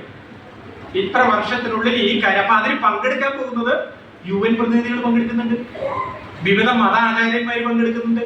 അവർ കൂടി സപ്പോർട്ട് ചെയ്തിട്ട് നമ്മൾ പുതിയൊരു സ്ഥലം കണ്ടെത്തി ചെയ്യാൻ പോവാം. എന്തിനു വേണ്ടിയിട്ടാണ്? അറിയുക. എന്താണ് അറിയേണ്ടത്? ഈ സാരമാണ്. എന്താണ് ആ സാരം? നേരത്തെ പറഞ്ഞിരുന്നു, എല്ലാം വന്നിരിക്കുന്നത് ഒരു ചൈതന്യത്തിൽ നിന്ന്. ചൈതന്യാദാഗതം സർവം. അതല്ല എങ്കിൽ എല്ലാ ദേവതാ സങ്കല്പങ്ങളും ധാനാദിവ വടോയസ്മാ പ്രാദുരാസീത് ഇദം ജഗത് സ ബ്രഹ്മ സ ശിവോ വിഷ്ണു സ പര ഏവ ച. ഒരു ദൈവങ്ങളെ തള്ളിക്കളഞ്ഞിട്ടില്ല. എല്ലാം ഒരു കോവേണി പോലെയാണ്. നിങ്ങൾക്ക് ഏത് ദൈവത്തിനെ സ്വീകരിക്കാം. ദൈവത്തിനെ സ്വീകരിച്ചില്ലെങ്കിൽ കുഴപ്പമില്ല. എല്ലാം ചെന്നെത്തേണ്ടത് ഒന്നാണ്. മനസ്സിലായില്ലേ? കൃത്യമായിട്ടതിൽ പറഞ്ഞിട്ടുണ്ട്. ഒന്നും തള്ളിക്കളയല്ല, ഉള്ളതിനെ ഒന്നുകൂടി ബോധ്യപ്പെടുത്തുക. ഇതാണ് അറിയേണ്ടത്. ഇതറിഞ്ഞു കഴിഞ്ഞ ഒരാൾക്ക് മറ്റുള്ള ആചാര്യന്മാരെ വെല്ലുവിളിക്കാൻ പറ്റുമോ? പറ്റില്ല. മറ്റുള്ള ആളുകളെല്ലാം മഹാമോശക്കാരാണ്, ഞങ്ങൾ മാത്രമാണ് സൂപ്പർ എന്ന് പറഞ്ഞു കഴിഞ്ഞാൽ ഇതിങ്ങനെ പറഞ്ഞുകൊണ്ടിരിക്കാം. കാലം ചെല്ലുന്നു, മാറ്റി പിടിക്കണം നമ്മൾ. മനസ്സിലായില്ലേ? കഴിഞ്ഞ വർഷം ഇതുപോലെ തന്നെ ഉത്തർപ്രദേശിലെ നോയിഡ, അവിടെ ഒരു പരിപാടിയിൽ ഞാൻ പങ്കെടുത്തു. അപ്പൊ ഇതുപോലെ തന്നെ ഗുരുവിന്റെ ആശയങ്ങളെ കുറിച്ചൊക്കെ ഇങ്ങനെ ഓരോരുത്തരും സംസാരിച്ചു. എന്റെ കൂട്ടത്തിൽ IRS, അതായത് ഇൻകം ടാക്സ് ആ വിഭാഗത്തിലെ വലിയൊരു ഉദ്യോഗസ്ഥൻ, കേരളീയനാണ്, ഗുരുഭക്തനാണ്. അദ്ദേഹത്തിന്റെ അച്ഛനും അമ്മയൊക്കെ നല്ല ഒരു ഗൾഫിലാണ് അദ്ദേഹം ജനിച്ചത്. അപ്പൊ ഒരു വിദ്വാൻ വന്ന് പ്രസംഗിച്ചിട്ട് പറഞ്ഞു, നമ്മുടെ കേരളത്തിൽ നമ്മുടെ ആളുകളൊക്കെ വളരെ മോശത്തെ ജീവിതത്തിലാണ്. ഇപ്പോഴും അനാചാരങ്ങളും അന്ധവിശ്വാസവും ഉണ്ട്. വഴി നടക്കാൻ പറ്റുള്ള സവർണന്മാര് അവർണന്മാര്, ഇങ്ങനെ ഒരു 20 മിനിറ്റ് ആ അന്തരീക്ഷം മലീമസമായി. ഇദ്ദേഹം എന്നോട് ചോദിച്ചു, സാറേ ഇപ്പോഴും നമ്മുടെ ആളുകൾക്ക് ഇങ്ങനെ വളരെ കഷ്ടപ്പെട്ടാണല്ലേ? നമ്മുടെ ആ മനുഷ്യൻ നുണ പറയണതാണ്, വിശ്വസിക്കണ്ട. നമ്മുടെ ആളുകളൊക്കെ ഉയർന്ന തലങ്ങളിലാണ്. മനസ്സിലായില്ലേ? ഉയർന്ന തലങ്ങളിലാണ് മൊത്തം കേരളത്തിൽ. പിന്നെ ചില അന്ധവിശ്വാസവും കാര്യങ്ങളൊക്കെ ഇപ്പോഴും ഉണ്ട്. അതൊക്കെ മാറ്റിക്കഴിഞ്ഞ് നമ്മൾ സൂപ്പറാണ്. ഗുരുവിനോട് വലിയ ബഹുമാനം ആളുകൾക്കുണ്ട്. വേണ്ട രീതിയിൽ പറഞ്ഞു കൊടുക്കാത്തതിൻ്റെ ഒക്കെ അങ്ങനെയാണല്ലേ. ഞാൻ ഇദ്ദേഹം പറയുന്നത് കേട്ട് എനിക്ക് പേടി വന്നു. പറഞ്ഞു വരുന്നത്, ഗുരുദേവൻ സുബ്രഹ്മണ്യ കീർത്തനങ്ങൾ ധാരാളം എഴുതിയിട്ടുണ്ട്. ശിവനെ പ്രതിഷ്ഠിച്ചിട്ടുണ്ട്. ദേവി സ്തോത്രങ്ങൾ എഴുതിയിട്ടുണ്ട്. ഗണപതി എല്ലാ സമ്പ്രദായവും. അത് ഗുരു പ്രതിഷ്ഠിച്ച ശിവൻ വേറെ ശിവനാണ്. അല്ലെങ്കിൽ അങ്ങനെ ഒക്കെ പറഞ്ഞു കഴിഞ്ഞാൽ എന്ത് സംഭവിക്കും? നമ്മുടെ വിശ്വാസത്തിനടക്കം വരും. വേറെതാണല്ലോ, ഞാൻ ഈ വഴിക്കില്ല എന്ന് പറയില്ലേ. നമ്മൾ ധരിച്ചു വെച്ചിരിക്കുന്നതിനെ ഒന്നും മാറ്റിപ്പിടിക്കണം, അത്ര വേണ്ടു. ഈ പറഞ്ഞല്ലോ, എല്ലാ സങ്കല്പങ്ങളും ഒന്നിലേക്കാണ് ചെന്ന് ചെയ്യുന്നത്. അത് എന്താ പറയാ, ക്രൈസ്തവ രീതിയിൽ നിങ്ങൾക്ക് ഇപ്പോൾ ഒരു കുഴപ്പമില്ല, മുസ്ലിം രീതിയിൽ ഇപ്പോൾ ഒരു കുഴപ്പമില്ല, ബുദ്ധ ആയിക്കോളും. ആ നിലയിൽ ഒരാളുടെയും മതവിശ്വാസത്തെ ഇളക്കാതെ, പ്രത്യേകിച്ച് പറഞ്ഞേ ഇളക്കാതെ ആയിരിക്കണം നാം നമ്മുടെ കാര്യങ്ങൾ അവതരിപ്പിക്കുന്നത്. അപ്പോൾ പറഞ്ഞു വരുന്നത്, നമ്മൾ പറഞ്ഞു വാദിച്ച് ജയിക്കരുത്. പറഞ്ഞല്ലോ, ലോകത്തിൽ നടന്ന പ്രശ്നങ്ങൾ മുഴുവനും അതാണ്. മതമഹാസമ്മേളനം നടത്താനുള്ള സാഹചര്യം ഉണ്ടായിരുന്നത് 1 മതപരിവർത്തനം, 2 ജാതികളിലുള്ള കുശുമ്പും കുന്നായ്മയും കുതുകാലവെട്ടും തുടങ്ങിയതായ അനാചാരങ്ങൾ, 3 കൂട്ടത്തിൽ നിന്ന് ചലിക്കുന്ന സ്വഭാവം. ഇതായിരുന്നു. ഇതെല്ലാം ഇതിന്റെ ഒരു സാഹചര്യത്തിലേക്ക് വന്നതാണ്. അപ്പോ അന്നിങ്ങനെ ഒരു പരിപാടി നടത്തില്ല എന്ന് വിചാരിക്കാം. സർവമത സമ്മേളനം നടന്നില്ല എന്ന് വിചാരിക്കാം. നടന്നില്ലായിരുന്നുവെങ്കിൽ ഇന്ന് നാം കാണുന്ന കേരളം ഉണ്ടാവില്ല, ഉറപ്പ്. പിന്നെ എങ്ങനെയായിരിക്കും? വേണമെങ്കിൽ മറ്റു ചില രാജ്യങ്ങളുണ്ട്, കാപ്പിരികളുടെ ചില നാടുകളുണ്ട്, അത്തരത്തിൽ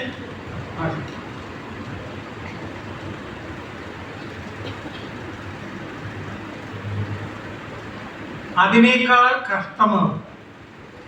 പെൺകുട്ടികൾക്ക് വിദ്യാഭ്യാസം വേണ്ട, അവർ പുറത്തിറങ്ങാൻ പാടില്ല, മറ്റ് ആളുകളുടെ വിശ്വാസം, ഇഷ്ടംപോലെ രാജ്യങ്ങളുണ്ട്, ഇന്നുമുണ്ട്. അതിനേക്കാൾ കഷ്ടമാവുമായിരുന്നു ഗുരുദേവൻ സർവമത സമ്മേളനം നടത്തിയില്ലായിരുന്നെങ്കിൽ. ഇവിടെയാണ് നമ്മൾ ഇതിന്റെ മഹത്വം മനസ്സിലാക്കേണ്ടത്. അതുകൊണ്ട് ഇന്നും ഈ സന്ദേശത്തിന് പ്രസക്തി ഉണ്ട് എന്ന് പറയുന്നവരും മറ്റു മതത്തിലുള്ളവരാണ്. ഈ അടുത്ത കാലത്ത് നമ്മുടെ ഈ പാലാരിവട്ടത്ത് KCBC എന്ന് പറഞ്ഞൊരു ആസ്ഥാനമുണ്ട്, നിങ്ങൾക്കറിയാം. മുനി ഗുരുനാരായണ പ്രസാദിന് രാഷ്ട്രപതി അവാർഡ് കിട്ടി. അദ്ദേഹത്തെ ആദരിക്കുന്നതിന് വേണ്ടിയിട്ട് അവരൊരു ചടങ്ങ് സംഘടിപ്പിച്ചു. പോയിരുന്നു, അദ്ദേഹം കുറച്ചു നേരം സംസാരിച്ചു. അവരുടെ തൊട്ടടുത്ത ദിവസം അവരുടെ മീറ്റിംഗ് കൂടിയിട്ട് പറഞ്ഞത്, ഞങ്ങളുടെ KCBC തുടങ്ങിയതിന് ശേഷം ഇങ്ങനെ ഒരു പരിപാടി ആദ്യമായിട്ടാണ്. അതായത് മറ്റൊരു ആചാര്യനെ ക്ഷണിച്ച് അദ്ദേഹത്തിനെ സ്വീകരിച്ച് അദ്ദേഹത്തിന്റെ ഇത് കേൾക്കുക. യഥാർത്ഥത്തിൽ KCBCയുടെ സ്ഥാപന ലക്ഷ്യം ഈ പരിപാടിയോടുകൂടി നടന്നു എന്നാണ് ഞങ്ങൾ വിശ്വസിക്കുന്നത്. വളരെ വൈകാരികമായിട്ടാണ് അവര് സംസാരിച്ചത്. എന്നിട്ട് അവരെല്ലാവരും പറഞ്ഞത് ഗുരുവിന്റെ ഈ സർവമത സമ്മേളനത്തെ കുറിച്ചായിരുന്നു. മനസ്സിലായി? സർവമത സമ്മേളനത്തെ കുറിച്ചായിരുന്നു അവിടെ കൂടുതൽ സംസാരിക്കുന്നത്. അപ്പൊ മറ്റുള്ള ആളുകൾ എങ്ങനെയാണ്, എന്നിട്ട് അതിൽ പല ആളുകളും പറഞ്ഞ അഭിപ്രായം എന്താ പറയുക, ഞങ്ങൾക്കൊന്ന് ശിവഗിരി സന്ദർശിക്കണം. അപ്പൊ എന്റെ കൂട്ടത്തിൽ നിങ്ങൾക്കെല്ലാം അറിയാവുന്ന ജയരാജ് ഭാരതി, അപ്പം അതിനിപ്പോ എന്താ വെച്ചാൽ നമുക്ക് പോവാം. അത് പിന്നെ അച്ഛൻ സൗകര്യം പറയാം, നമുക്ക് നാളെ തന്നെ പോവാം. തൊട്ടടുത്ത ദിവസം അവിടെ പോയി ഇവരെല്ലാം കണ്ടു. മുനി ഗുരുനാരായണ പ്രസാദിനെ കണ്ടു, സമാധി സ്ഥലത്ത് പോയി. അവർക്ക് പറഞ്ഞറിയിക്കാനാവാത്ത ഒരു ആനന്ദം. ഇതുപോലെ തന്നെ കഴിഞ്ഞ വർഷം നാരായണ ഗുരുകുലത്തിന്റെ ശതാബ്ദി ആഘോഷത്തോടനുബന്ധിച്ച് മുൻ രാഷ്ട്രപതി രാംനാഥ് കോവിന്ദ് അദ്ദേഹത്തെ ഞങ്ങൾ ക്ഷണിക്കാൻ വേണ്ടിയിട്ട് പോയി. അപ്പൊ പറഞ്ഞു അങ്ങ് വരണം ശിവഗിരിയിൽ. അപ്പൊ അദ്ദേഹം ഇങ്ങോട്ട് ചോദിച്ചത് എന്തുകൊണ്ടാണ് എന്നെ നിങ്ങൾ ക്ഷണിച്ചത്? അപ്പൊ ഇന്ത്യൻ പാർലമെന്റില് അങ്ങ് ഇന്ത്യൻ ദേശീയ വിദ്യാഭ്യാസ നയത്തെ കുറിച്ച് സംസാരിച്ചപ്പോൾ ഗുരുവിന്റെ ദർശനമാണ്, നാരായണ ഗുരുദേവന്റെ ദർശനമാണ് ഇതിനെ മുന്നോട്ട് നയിക്കുന്നത് എന്ന ഒരു പരാമർശം അതൊക്കെ ഞങ്ങളുടെ ഹൃദയത്തിൽ ഇപ്പോഴും ഉണ്ട്. അതുകൊണ്ടാണ്. ഓഹോ, നിങ്ങളൊക്കെ അതിപ്പോഴും മനസ്സിലാക്കിയിരിക്കണ്ടല്ലേ? അതെ, അതുകൊണ്ടാണ് അങ്ങനെ. നെക്സ്റ്റ് അദ്ദേഹം പറഞ്ഞത് ഞാൻ വരാം, പക്ഷെ ഒരു കാര്യം, എനിക്ക് നേരെ ആദ്യം വന്ന് ശിവഗിരി മഹാസമാധിയില്ലേ സ്ഥലമില്ലേ, അവിടെ ഒരു 10 മിനിറ്റ് എനിക്കൊന്ന് ധ്യാനിക്കണം. നിങ്ങൾ ആരും ദയവ് ചെയ്ത ഭാഗത്തേക്ക് വരാം. അയ്യോ, ഞങ്ങൾ ഒന്നും ബഹളമുണ്ടാക്കി. അപ്പൊ ഭംഗ്യവാക്ക് പറയും എന്നായിരുന്നു ഞങ്ങൾ ധരിച്ചിരുന്നത്. പറഞ്ഞതുപോലെ അദ്ദേഹം വന്നു എന്ന് മാത്രമല്ല, നമ്മുടെ ഗവർണറായ ആരിഫ് മുഹമ്മദ് ഖാനും കൂടി കൂട്ടി, വാ ഞാനിങ്ങനെ ഒരു പരിപാടിക്ക്. അയ്യോ, ഞാനും വരാം. ഇവർ 2 പേരും മാത്രം ഇരുന്ന് ധ്യാനിക്കുകയാണ്. ഒരാൾ മുസ്ലിമാണ്, ഒരാൾ മലയാളി പോലും അല്ല, അദ്ദേഹം വേറെ നാട്ടിലുള്ള ആളാണ്. പക്ഷെ അവർ ഇവിടെ ജീവിതാഭിലാഷം നേടിയതുപോലെയാണ് ഇത് കഴിയുമ്പോൾ പറയുന്നത്. അപ്പൊ പറഞ്ഞതിനർത്ഥം നമ്മളെക്കാൾ കൂടുതൽ ഗുരുവിനെ മനസ്സിലാക്കിയ ആളുകൾ ഉണ്ട്. അവരുടെ വിശ്വാസത്തെ തകർക്കുന്ന രീതിയിലാവരുത് നമ്മുടെ വാക്കും വർത്തമാനവും കാര്യങ്ങളും. ഇപ്പൊ പറഞ്ഞല്ലോ, ഡൽഹിയിൽ നടന്ന ആ പരിപാടിയുടെ കുഞ്ഞുങ്ങളെല്ലാവരും യങ്സ്റ്റേഴ്സ് ആണ്. ഞാൻ സച്ചിദാനന്ദ സ്വാമിയോട് പറഞ്ഞു, സ്വാമി അവരെ ഒരു 10-15 പേരെ നമുക്ക് ശിവഗിരിക്ക് വിളിക്കണം. ഓ, അതിനിപ്പോ എന്താ നടേശൻ മാഷെ നമുക്ക് വിളിക്കാലോ. അവരെ ഒന്ന് വിളിച്ച് ഒന്ന് പ്രോത്സാഹിപ്പിക്കണം. അങ്ങനെയാണെങ്കിൽ ആ കോളേജിൽ ഒരു ചർച്ചയാണ്, അവരെ ശിവഗിരിയിൽ കൊണ്ടുപോയി എന്ന് പറയും. അപ്പൊ സ്വാമി ഞങ്ങൾക്ക് വാക്ക് തന്നിരിക്കണം, അത് കുഴപ്പമില്ല, നിങ്ങൾ ഇത്. അപ്പൊ ഞങ്ങൾ പറഞ്ഞു വെച്ചാൽ ഇത് എല്ലാ സംസ്ഥാനത്തിലും ഞങ്ങൾ നടത്താൻ പോകാം. എല്ലാ സംസ്ഥാനത്തിലും നമ്മൾ നടത്താൻ പോകാം. ഇങ്ങനെ കൂടുതൽ കൂടുതൽ ജനങ്ങളിലേക്ക് ഇത് ഇറങ്ങി ചെല്ലുമ്പോൾ മാത്രമാണ് ഈ സന്ദേശം കൊണ്ട് ഗുണമുണ്ടാവുക. അപ്പൊ നമുക്ക് ഇന്നത്തെ കാലഘട്ടത്തിൽ വേണ്ടത് എല്ലാ മതവിശ്വാസികളും, എല്ലാ രാഷ്ട്രീയ വിശ്വാസം, ഇപ്പൊ ഈ കൂട്ടത്തിൽ തന്നെ എത്ര തരത്തിലുള്ള രാഷ്ട്രീയ വിശ്വാസങ്ങളുള്ളവരുണ്ട്, ജാതിയിലുള്ളവരുണ്ട്, മതം. പക്ഷെ നമ്മൾ ഒന്നിച്ചു നിർത്തുന്ന ഒരു ഘടകം എന്ന് പറഞ്ഞാൽ ഗുരുവിന്റെ ഉപദേശങ്ങളാണ്. ഓക്കെ, അങ്ങനെയാണെങ്കിൽ അത് നമ്മുടെ ജീവിതത്തിൽ പകർത്താം. അങ്ങനെ പകർത്തുന്ന കൊച്ചു കൊച്ചു പച്ചത്തുരുത്തുകൾ ഉണ്ടാകുമ്പോൾ അത് പ്രതീക്ഷയുടെ ഒരു നാളമായി മാറും. അതാണ് നമ്മൾ ഇന്നത്തെ കാലഘട്ടത്തിൽ ചെയ്യേണ്ടത്. നമ്മുടെ പല ആളുകളും അത് ചെയ്തുകൊണ്ടിരിക്കുന്നതും അത് തന്നെയാണ്. നമ്മളിപ്പോ കേരളത്തിൽ കടന്ന് ബഹളമൊക്കെ പലപ്പോഴും വെക്കാറുണ്ട്, അതല്ല ഇതല്ല തുടങ്ങിയതായ കാര്യങ്ങൾ. കേരളം വിട്ടു പോകുമ്പോഴാണ് നമ്മുടെ നാടിന്റെ മഹത്വം നമുക്ക് മനസ്സിലാവുന്നത്, അല്ലേ? ഇപ്പം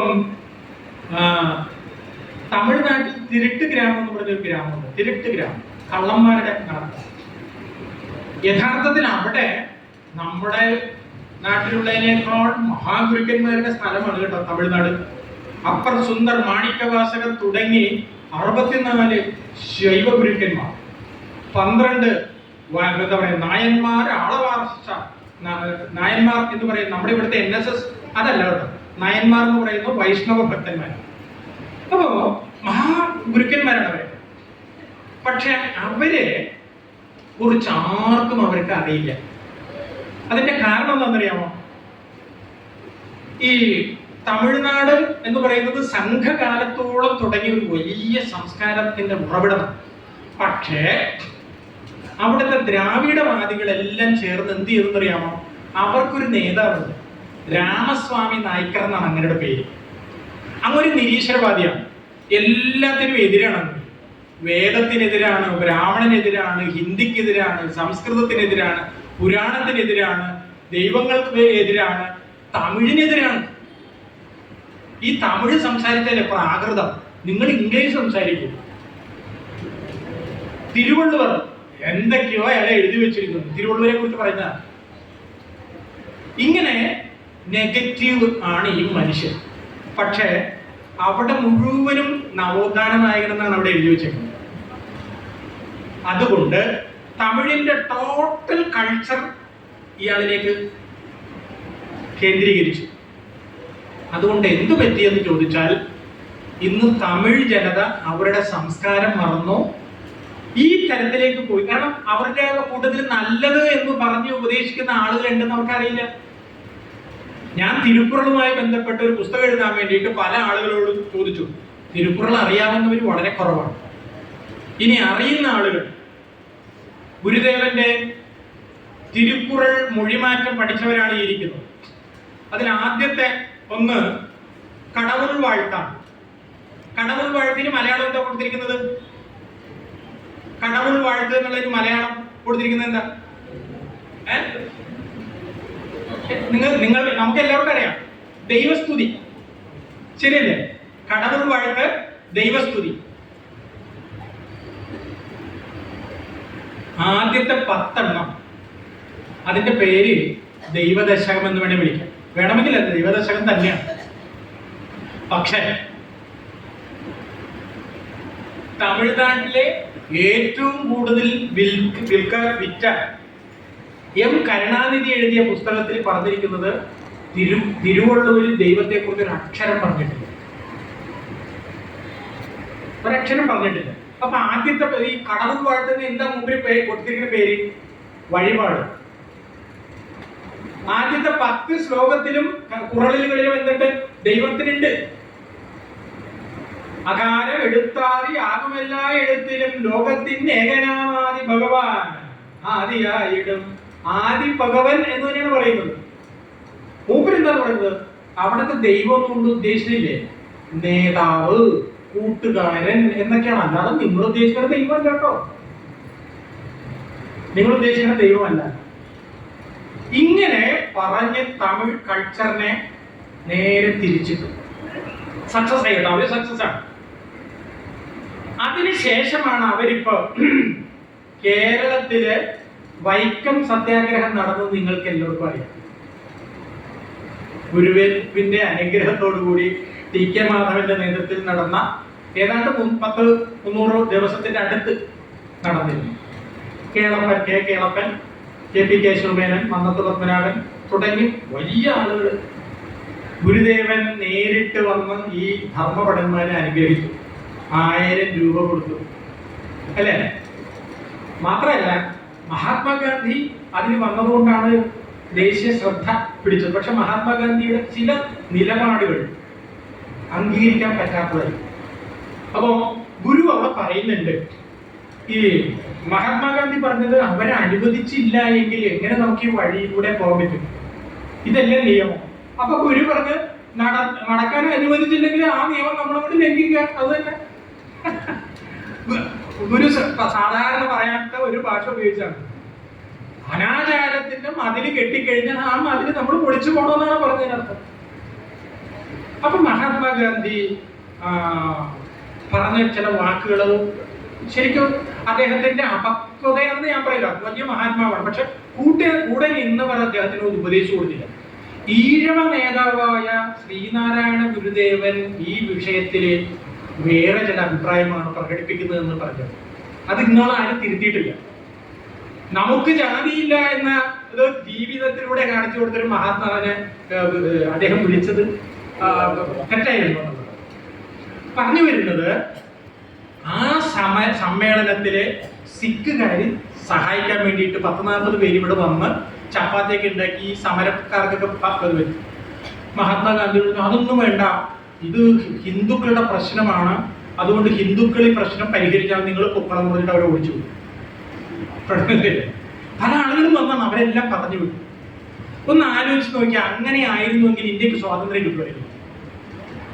അങ്ങനെ ആയിരുന്നെങ്കിൽ പല അനാചാരങ്ങളും മാറ്റാൻ പറ്റുമായിരുന്നു. പക്ഷെ ആ തരത്തിലുള്ള കാര്യങ്ങൾ മഹാത്മാഗാന്ധിയുടെ ഭാഗത്തു നിന്ന് വന്നു. പക്ഷെ ഇങ്ങനെ വന്നപ്പോഴാണ് ഈ ഐത്തോച്ചാടന കമ്മിറ്റി പറഞ്ഞത് നമുക്ക് ഇത്തിരി ഗ്ലാമറുള്ള ചില ആളുകളെ കൊണ്ടുവരണമെന്ന് പറഞ്ഞപ്പോഴാണ് ഒരു കാര്യം ചെയ്യും, രാമസ്വാമി നായ്ക്കറെ വിളിക്കാൻ പറ്റും. അങ്ങനെയാണ് അദ്ദേഹം വരുന്നത്. ഭാര്യ ഉണ്ടായിരുന്നു കേട്ടോ, സഹോദരിയും ഭാര്യയും കുറച്ച് അനുചരന്മാരൊക്കെ ആയിട്ട് നമ്മുടെ കൊച്ചി വന്ന് അവിടെ നിന്ന് അതിൽ പങ്കെടുത്തു. അദ്ദേഹം അതിൽ പങ്കെടുത്തു, അറസ്റ്റ് ചെയ്തു. അദ്ദേഹത്തെ ക്രൂരമായിട്ട് നടത്തിച്ചാണ് തിരുവനന്തപുരം കൂടെ കൊണ്ടുപോയത്, പൂജപ്പുര വരെ കൊണ്ടുപോയത്, കോട്ടയം. അതൊക്കെ കറക്റ്റാണ്. അദ്ദേഹം നല്ല ത്യാഗം അനുഭവിച്ചിട്ടുണ്ട്. പക്ഷെ അതിനർത്ഥം വൈക്കം വീരൻ എന്ന് പറഞ്ഞാൽ ഇങ്ങൊരു മാത്രമാണെന്ന് പറഞ്ഞുണ്ടാക്കിയത്. വൈക്കത്തേക്ക് ചെന്നാൽ ഇപ്പൊ ആ ഒരു പ്രതിമ മാത്രമേ ഉള്ളൂ. വൈക്കം വീരൻ എന്ന് പറഞ്ഞാൽ ഇദ്ദേഹം മാത്രമാണ്. അത് വേറെ കളിയാണ്. അങ്ങനെ അല്ല എന്ന് എന്തുകൊണ്ട് മറ്റുള്ളവർക്ക് പറഞ്ഞുകൂടാ? അതിന്റെ ആത്മചൈതന്യം വാസ്തവത്തിൽ ഗുരുദേവനായിരുന്നു എന്ന കാര്യത്തിൽ ഒരു സംശയം വേണ്ട.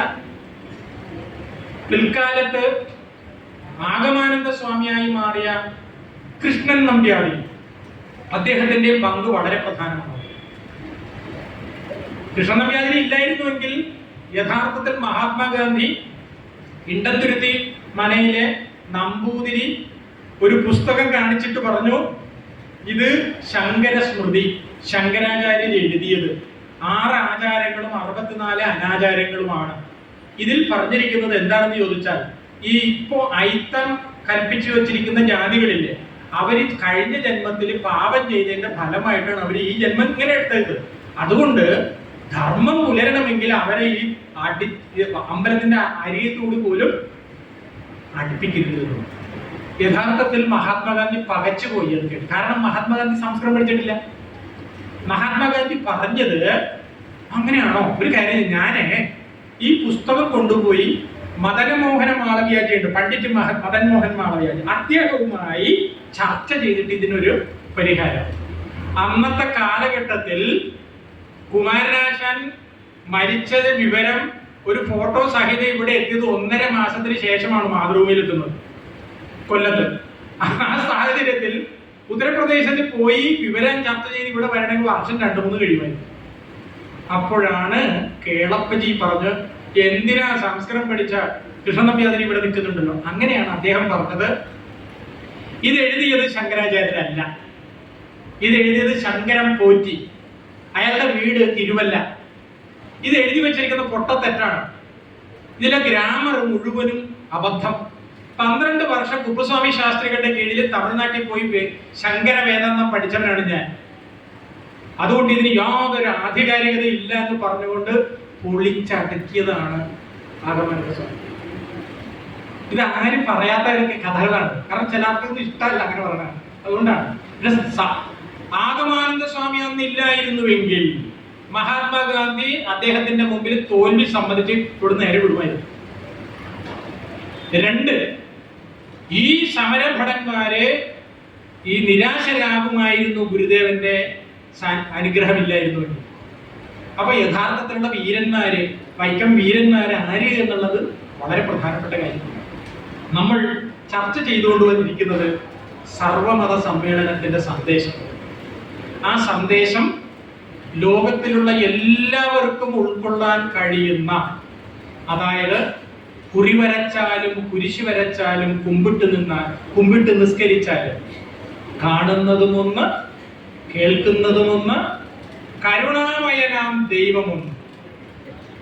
ഇതാണ് അതിന്റെ സന്ദേശം. മനുഷ്യൻ മതങ്ങളെ സൃഷ്ടിച്ചു, മനുഷ്യൻ മതങ്ങളെ സൃഷ്ടിച്ചു, മനുഷ്യനും മതങ്ങളും കൂടി ദൈവങ്ങളെ സൃഷ്ടിച്ചു. ഇവന്മാര് 3 പേരും കൂടി എന്ത് ചെയ്തു? മണ്ണും മനസ്സും പങ്കുവെച്ചു. നമ്മൾ അല്ലെ, നമ്മൾ പരസ്പരം കണ്ടാൽ അറിയാത്തവരായി മാറും. ഹിന്ദുവായി, മുസ്ലിമായി, ക്രിസ്ത്യാനിയായി, അയലാറിന്റെ വരികളാണ്. ഇങ്ങനെ മതത്തിന്റെ പേരിൽ അറിയാത്തവരായി മാറിയിട്ടുണ്ട് എങ്കിൽ അതിന് കാരണം നാം ഈ പൊരുളറിയാത്തത് കൊണ്ടാണ്. പൊരുളൊന്നാണിതു ജീവതാരം എന്നാണല്ലോ, ആ പൊരുളറിയാത്തത് കൊണ്ടാണ്. അപ്പോ അതിന് എന്ത് വേണമെന്ന് ചോദിച്ചാൽ ഇവരെല്ലാവരുമായി ഹൃദയഭാഷയിൽ നമുക്ക് സംസാരിക്കേണ്ടതുണ്ട്. അതാണ് ഏറ്റവും പ്രധാനം. അപ്പോ ആ ഭാഷ നമ്മൾ സ്വീകരിച്ചുകൊണ്ട് ഈ സന്ദേശം നമ്മുടെ പുതുതലമുറയിലേക്ക് പകർത്തുമ്പോൾ മാത്രമേ ഇതിന് ജീവൻ ഉണ്ടാകുകയുള്ളൂ. അതല്ല എങ്കിൽ നമ്മൾ കുറെ മുതിർന്ന ആളുകൾ ഇങ്ങനെ എല്ലാ കാലത്തും പ്രസംഗ മത്സരത്തിൽ കുട്ടികൾ പറയുന്നത് പോലെ ഇങ്ങനെ പറയും, പോകും, കഴിഞ്ഞു. നമുക്ക് അതല്ലല്ലോ വേണ്ടത്. നമുക്ക് സമൂഹത്തിൽ പരിവർത്തനം നടത്തുകയായിരുന്നു.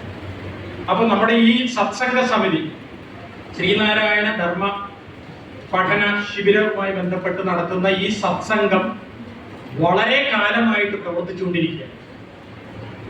അടുത്ത വർഷം വളരെ വിപുലമായ ചില പരിപാടികളൊക്കെ നടത്തണമെന്ന് പ്രസിഡന്റും ഗിരിജ ചേച്ചിയൊക്കെ ഇങ്ങനെ എന്തൊക്കെയോ ചില ആലോചന ഉണ്ട് എന്ന് പറഞ്ഞു. അപ്പൊ എനിക്ക് നിങ്ങളോട് ഉള്ളൊരു അഭ്യർത്ഥന,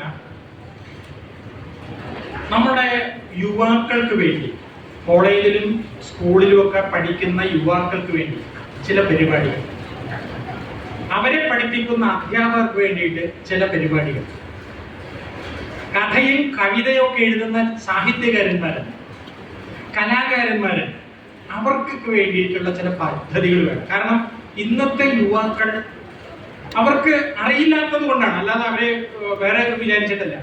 അവർ ധരിച്ചിരിക്കുന്നത് എന്താ വെച്ചാല് അടിച്ചു പൊളിക്കുക, അങ്ങനെ ഒരു കൾച്ചറാണ്. പിന്നെ എന്താണ് ഈ ചുംബനം ചെയ്യുക എന്നത് ഭയങ്കര ഒരു സംഭവമാണ്. അങ്ങനെയൊക്കെ ആണ് അവരെ പഠിപ്പിക്കുന്ന അധ്യാപകർ പറഞ്ഞു കൊടുക്കുന്നത്. ഞാൻ യൂണിവേഴ്സിറ്റിയിൽ ഒരു ലേഡി വന്നു ഈ ഫെമിനിസത്തെ കുറിച്ച് പ്രസംഗിച്ച പെൺകുട്ടികളെല്ലാവരും വിളിച്ചിട്ട് പറഞ്ഞു, അതെ, നിങ്ങൾക്ക് ഈ ആൺകുട്ടികളെ പോലെ മലന്ന് കിടന്ന് ഇങ്ങനെ സിഗരറ്റ് വലിച്ചു ഇങ്ങനെ കാണിച്ച് റൗണ്ടായിട്ട് പുക വിടണ്ടേ?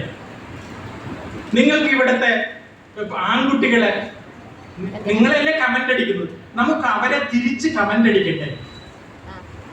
നിങ്ങൾക്ക് ഇവിടുത്തെ കള്ള് ഷാപ്പിൽ പോയി നെളിഞ്ഞിരുന്ന് കള്ളു പിടിക്കണ്ടേ? പുറത്തിരുന്ന് ഒരു സ്മോക്ക് ചെയ്യണ്ടേ? അങ്ങനെ ആൺകുട്ടികൾ ചെയ്യുന്ന, അവര് ബർമുട ഇടുന്നു, നമുക്ക് ബർമുട ഇട്ട് കൂടെ?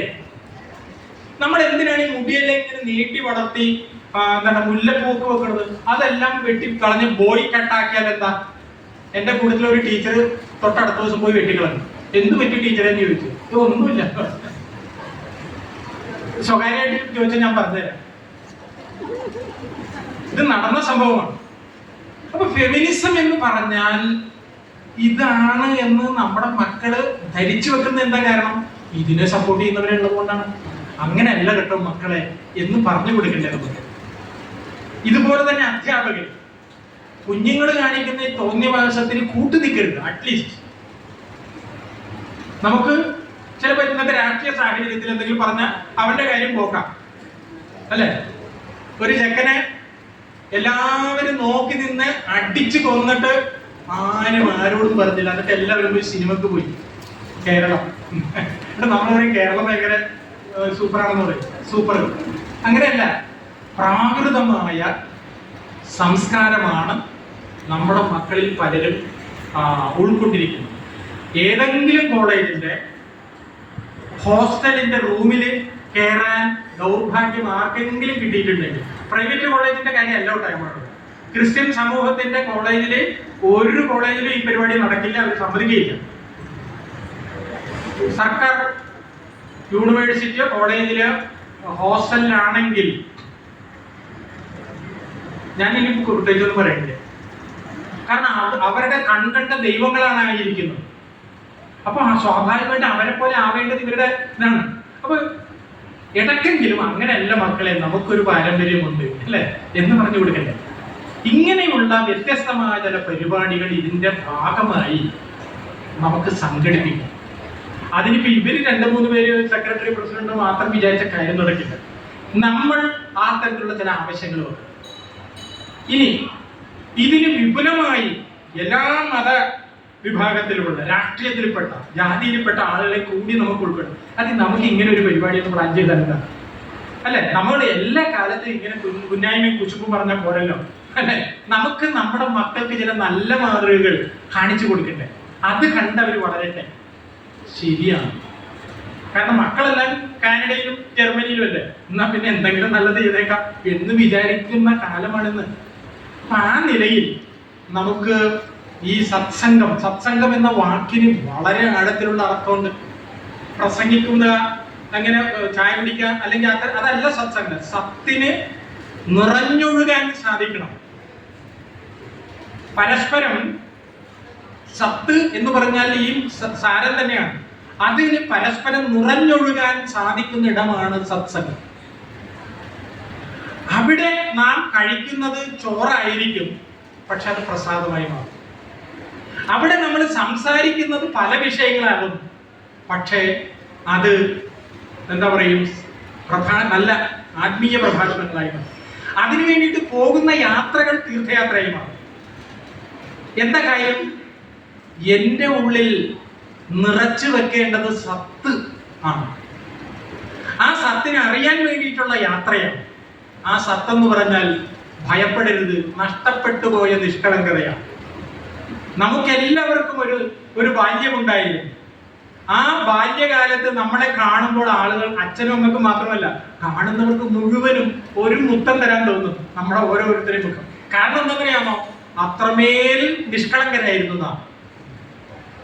പക്ഷെ സ്കൂളിൽ കൊണ്ടുവന്ന് ആക്കിയതോടുകൂടി നമ്മൾ എന്തായി മാറി? നിഷ്കളങ്കത. ഓരോ ദിവസവും ടീച്ചർമാർ വന്നിട്ട് പഠിപ്പിക്കുന്നത് curly hair, rosy lips, eyes are blue, teacher's pet.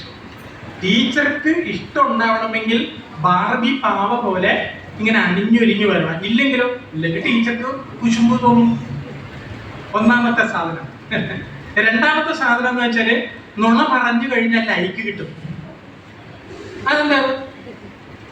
Johnny Johnny yes papa eating sugar no papa open your mouth. കേട്ടിട്ടില്ല സാധനം? ഒരു കൊച്ചൻ പഞ്ചസാര കട്ട് തിന്നു. നിന്റെ വായിൽ എന്താ? എന്റെ വായിലൊന്നുമില്ല. അപ്പൊ വാ തുറക്കാൻ പറഞ്ഞു. ഓപ്പൺ യുവർ മൗത്ത് എന്ന് പറഞ്ഞപ്പോ എന്ന് പറഞ്ഞുകൊണ്ട് ഇവൻ വാ തുറന്നപ്പോൾ ഡിക്കിൽ നിന്നും പഞ്ചസാര പോകുന്നവര് വായിൽ നിന്നും പഞ്ചസാര. അപ്പൊ കൂടെ നിന്നവരെല്ലാരും കൂടി കൈയടിച്ച് പാസ്സാക്കി. 10 പേരെ കിട്ടിയപ്പോ 10 ലൈക്ക്. അപ്പൊ കൂടുതൽ ലൈക്ക് കിട്ടണമെങ്കിൽ ഇമ്മിനി വലിയ നുണ പറയണം. രണ്ടാം പാഠം അല്ലേ? ഇങ്ങനെയുള്ള പാഠങ്ങൾ പഠിപ്പിച്ച് പിന്നെ പറയുന്ന വെച്ചാല് നിങ്ങളുടെ ക്ലാസ്സിൽ 30 പേരുണ്ട്, നീ ഫസ്റ്റ് ആവണം. നീ ഫസ്റ്റ് എന്ന് പറഞ്ഞാൽ 29 പേരെ നീ തോപ്പിച്ചിരിക്കണം. നിന്റെ ജീവിതത്തിന്റെ വിജയം മറ്റുള്ളവന്റെ പരാജയത്തിലാണ്. മൂന്നാമത്തെ പാഠം. ഇങ്ങനെ ഓരോ ദിവസവും ഇതിങ്ങനെ പഠിപ്പിച്ച് നിഷ്കളങ്കത നഷ്ടപ്പെട്ട നിഷ്കളങ്കതയുടെ വീണ്ടെടുപ്പാണ് ഈ പറഞ്ഞ ആത്മീയത എന്ന് പറഞ്ഞാൽ. അതല്ലാതെ എല്ലാവരും ധരിക്കുന്നത് തടിയ പുസ്തകത്തിന്റെ ഉള്ളിൽ എവിടെയോ ഇരിക്കുന്നതാണ് ഈ ആത്മീയത എന്നാണ്. അല്ല, തടിയ പുസ്തകം ഇങ്ങനെ കാണാപ്പാടം പഠിച്ച് എല്ലാ ദിവസവും അമ്പലത്തിൽ പോകുന്നവനാണ് ശരിയായ ആത്മീയത. അടുത്ത് നിൽക്കുന്നവനെ, അനുജനെ നോക്കാനുള്ള അക്ഷിയുണ്ടോ? അവനിലും വലിയ എന്താ പറയാ ആത്മീയവാദിയില്ല. ശരിയല്ലേ? നമുക്ക് കഴിയാവുന്നിടത്തോളം മറ്റുള്ളവരെ നോവിക്കാതിരിക്കും, വാക്കുകൊണ്ടും പ്രവർത്തിക്കുന്നു. അത് ആത്മീയതയുടെ ഏറ്റവും വലിയ തലങ്ങളാണ്. ഇങ്ങനെ ജീവിതവുമായി ചേർത്ത് വെച്ചിട്ടുള്ളതാണ് ആത്മീയത. പക്ഷെ പറഞ്ഞും പ്രസംഗിച്ചും ഇതൊക്കെ ചെയ്ത് എന്തായി? ആത്മീയത എന്ന് പറഞ്ഞാൽ ഇങ്ങനെ സഞ്ചരിക്കുന്ന ചില പണ്ഡിതന്മാരുണ്ട്. അവരിങ്ങനെ നമുക്കിങ്ങനെ പകർന്നു തല്ലുമ്പോൾ നമ്മളിങ്ങനെ എൻജോയ് ചെയ്യുക. അതാണ് ആത്മീയത. അല്ല, എല്ലാവരും അല്ല, അഖിലരും ആത്മസുഖത്തിനായി ആചരിക്കുന്നവ അപരന് ഹിതമായി വരുന്ന രീതിയിൽ പ്രവർത്തിച്ചു നോക്കൂ. എല്ലാവരും ആത്മീയ സന്താനങ്ങൾ. അതുകൊണ്ട് നമ്മൾ പറയാറുള്ളത് അമൃതാനന്ദത്തിന്റെ അരുമക്കിടാങ്ങളെ എന്നാണ്. ആത്മീയതയുടെ ആവിഷ്കാരമാണ് ഓരോരുത്തരും. ആ ദിവ്യതയുടെ ആവിഷ്കാരത്തിന് വേണ്ടിയിട്ടാണ് വിദ്യാഭ്യാസം. വിദ്യ കൊണ്ട് പ്രബുദ്ധനാകുക എന്നൊരു വാക്കുണ്ട്. ഈ പ്രബുദ്ധത എന്ന് പറഞ്ഞാൽ പരസ്പരം കണ്ടു കഴിഞ്ഞിട്ടുണ്ടെങ്കിൽ ഇങ്ങനെ ഗർഭിച്ചിരിക്കുന്നത് അല്ല. ഇപ്പൊ ഞാനിങ്ങോട്ട് വന്നപ്പോ എന്നോട് ഗിരിജ ചേച്ചി പറഞ്ഞിട്ട് നടേശൻ ഭാഷ എന്താ ഒരു ഗെറ്റപ്പില്ലല്ലോ. സംഭവം മനസ്സിലായി. സെൻട്രൽ ഗവൺമെന്റിന്റെ RVNL ഡയറക്ടറാണ്, രാഷ്ട്രപതിയുടെ പ്രതിപുരുഷനാണ്, മിനിസ്ട്രി ഓഫ് എഡ്യൂക്കേഷന്റെ ചുമതലകളുണ്ട്. അപ്പൊ കുറച്ചൊരു ഇത് സ്വാഭാവികല്ലേ, കുറച്ചൊക്കെ അഹങ്കാരമൊക്കെ ആവാം. സംഭവം ശരി തന്നെയാണ്. ഞാൻ എന്റെ വീട്ടിൽ നിന്ന് പുറത്തിറങ്ങി എനിക്ക് കാറ് വേണമെന്ന് പറഞ്ഞാൽ ഈ സർക്കാരിന്റെ കാറ് വരും. ഏത് സംസ്ഥാനത്തിലാണോ പോകുന്നത് ആ സംസ്ഥാനത്തിലെ ടോപ്പ് ഫസ്റ്റ് ക്ലാസ് ഹോട്ടലിലായിരിക്കും ഇത് ചെയ്യുന്നത്. മനസ്സിലായില്ലേ? പക്ഷേ ഞാൻ ആ പോസ്റ്റ് കിട്ടിയതിന് ശേഷം ഈ പുസ്തകം കയ്യിൽ വെച്ചുകൊണ്ട് മുനി ഗുരു നാരായണ പ്രസാദനോ അദ്ദേഹത്തോട് പറഞ്ഞു, ഗുരു ഇങ്ങനെ ഒരു അപ്പോയിന്റ്മെന്റ് കിട്ടി, എന്താ ചെയ്യേണ്ടത്? അപ്പൊ എന്നോട് പറഞ്ഞു, തന്റെ പരിപാടി എന്താണ് എന്ന് ചോദിച്ചു. ഞാൻ പറഞ്ഞു, എന്റെ കയ്യിൽ ഇപ്പോ ഗുരുവിന്റെ സമ്പൂർണ്ണ കൃതികളുണ്ട്. അത് ഞാൻ ഡൽഹിയിൽ ഇരുന്നാണെങ്കിൽ എനിക്ക് വേണമെങ്കിൽ ഓൺലൈനിൽ ക്ലാസ് പഠിപ്പിക്കാനും എന്നാ താൻ പൊക്കോളൂ പറഞ്ഞതിന്റെ അർത്ഥം മനസ്സിലായില്ലേ? വഴി പിഴച്ചു പോകരുതെന്നാണ്. അതുകൊണ്ട് വലിയ ഹോട്ടലിൽ താമസം ഏർപ്പാട് ചെയ്യുമ്പോൾ എല്ലാം ഉണ്ടാവുക. എല്ലാം ഞാൻ എൻ്റെ മക്കളെ ഇത് മൊബൈലിൽ കണ്ടത് അച്ഛക്ക് കഴിക്കാൻ വെച്ചിരിക്കുന്ന സാധനം കണ്ട അപ്പൊ കുറച്ചൊക്കെ ടേസ്റ്റ് ചെയ്ത് നോക്കുള്ളൂ, എങ്കിലല്ലേ ഒരു സുഖമുള്ളൂ. ആ കുട്ടികൾ മോട്ടിവേറ്റ് ചെയ്യണം. അതുപോലെ തന്നെ ഭക്ഷണത്തിന് ചായ രാവിലെ ആവാം വൈകുന്നേരം ആവാം 3800 രൂപയാണ് ഒരു നേരത്തെ ഭക്ഷണം. അതൊരു ദോശയുടെ കഷ്ണം കഴിച്ചാലും അതെ, അതിൻ്റെ അകത്ത് കയറി. പക്ഷെ നമുക്ക് പറ്റാനില്ല. കാരണം എന്താ? നമ്മുടെ കയ്യിലുള്ളതും ഹൃദയത്തിലുള്ളതും ഈ സാധനം നമ്മളെ ഗുരുക്കന്മാർ ഉപദേശിച്ചിട്ടുണ്ടാവും. പക്ഷേ അതുകൊണ്ട് ഈ ഗെറ്റപ്പും അഹങ്കാരം കാണിക്കാൻ നമുക്ക് പറ്റണില്ല. അതൊരു വലിയൊരു കാര്യമാണ്. ഞാൻ പറഞ്ഞു വരുന്നത്, നമ്മൾ ഏതെല്ലാം കോഴ്സിൽ ചെന്നാലും അടിസ്ഥാനപരമായി നമ്മൾ മനുഷ്യരാണ്.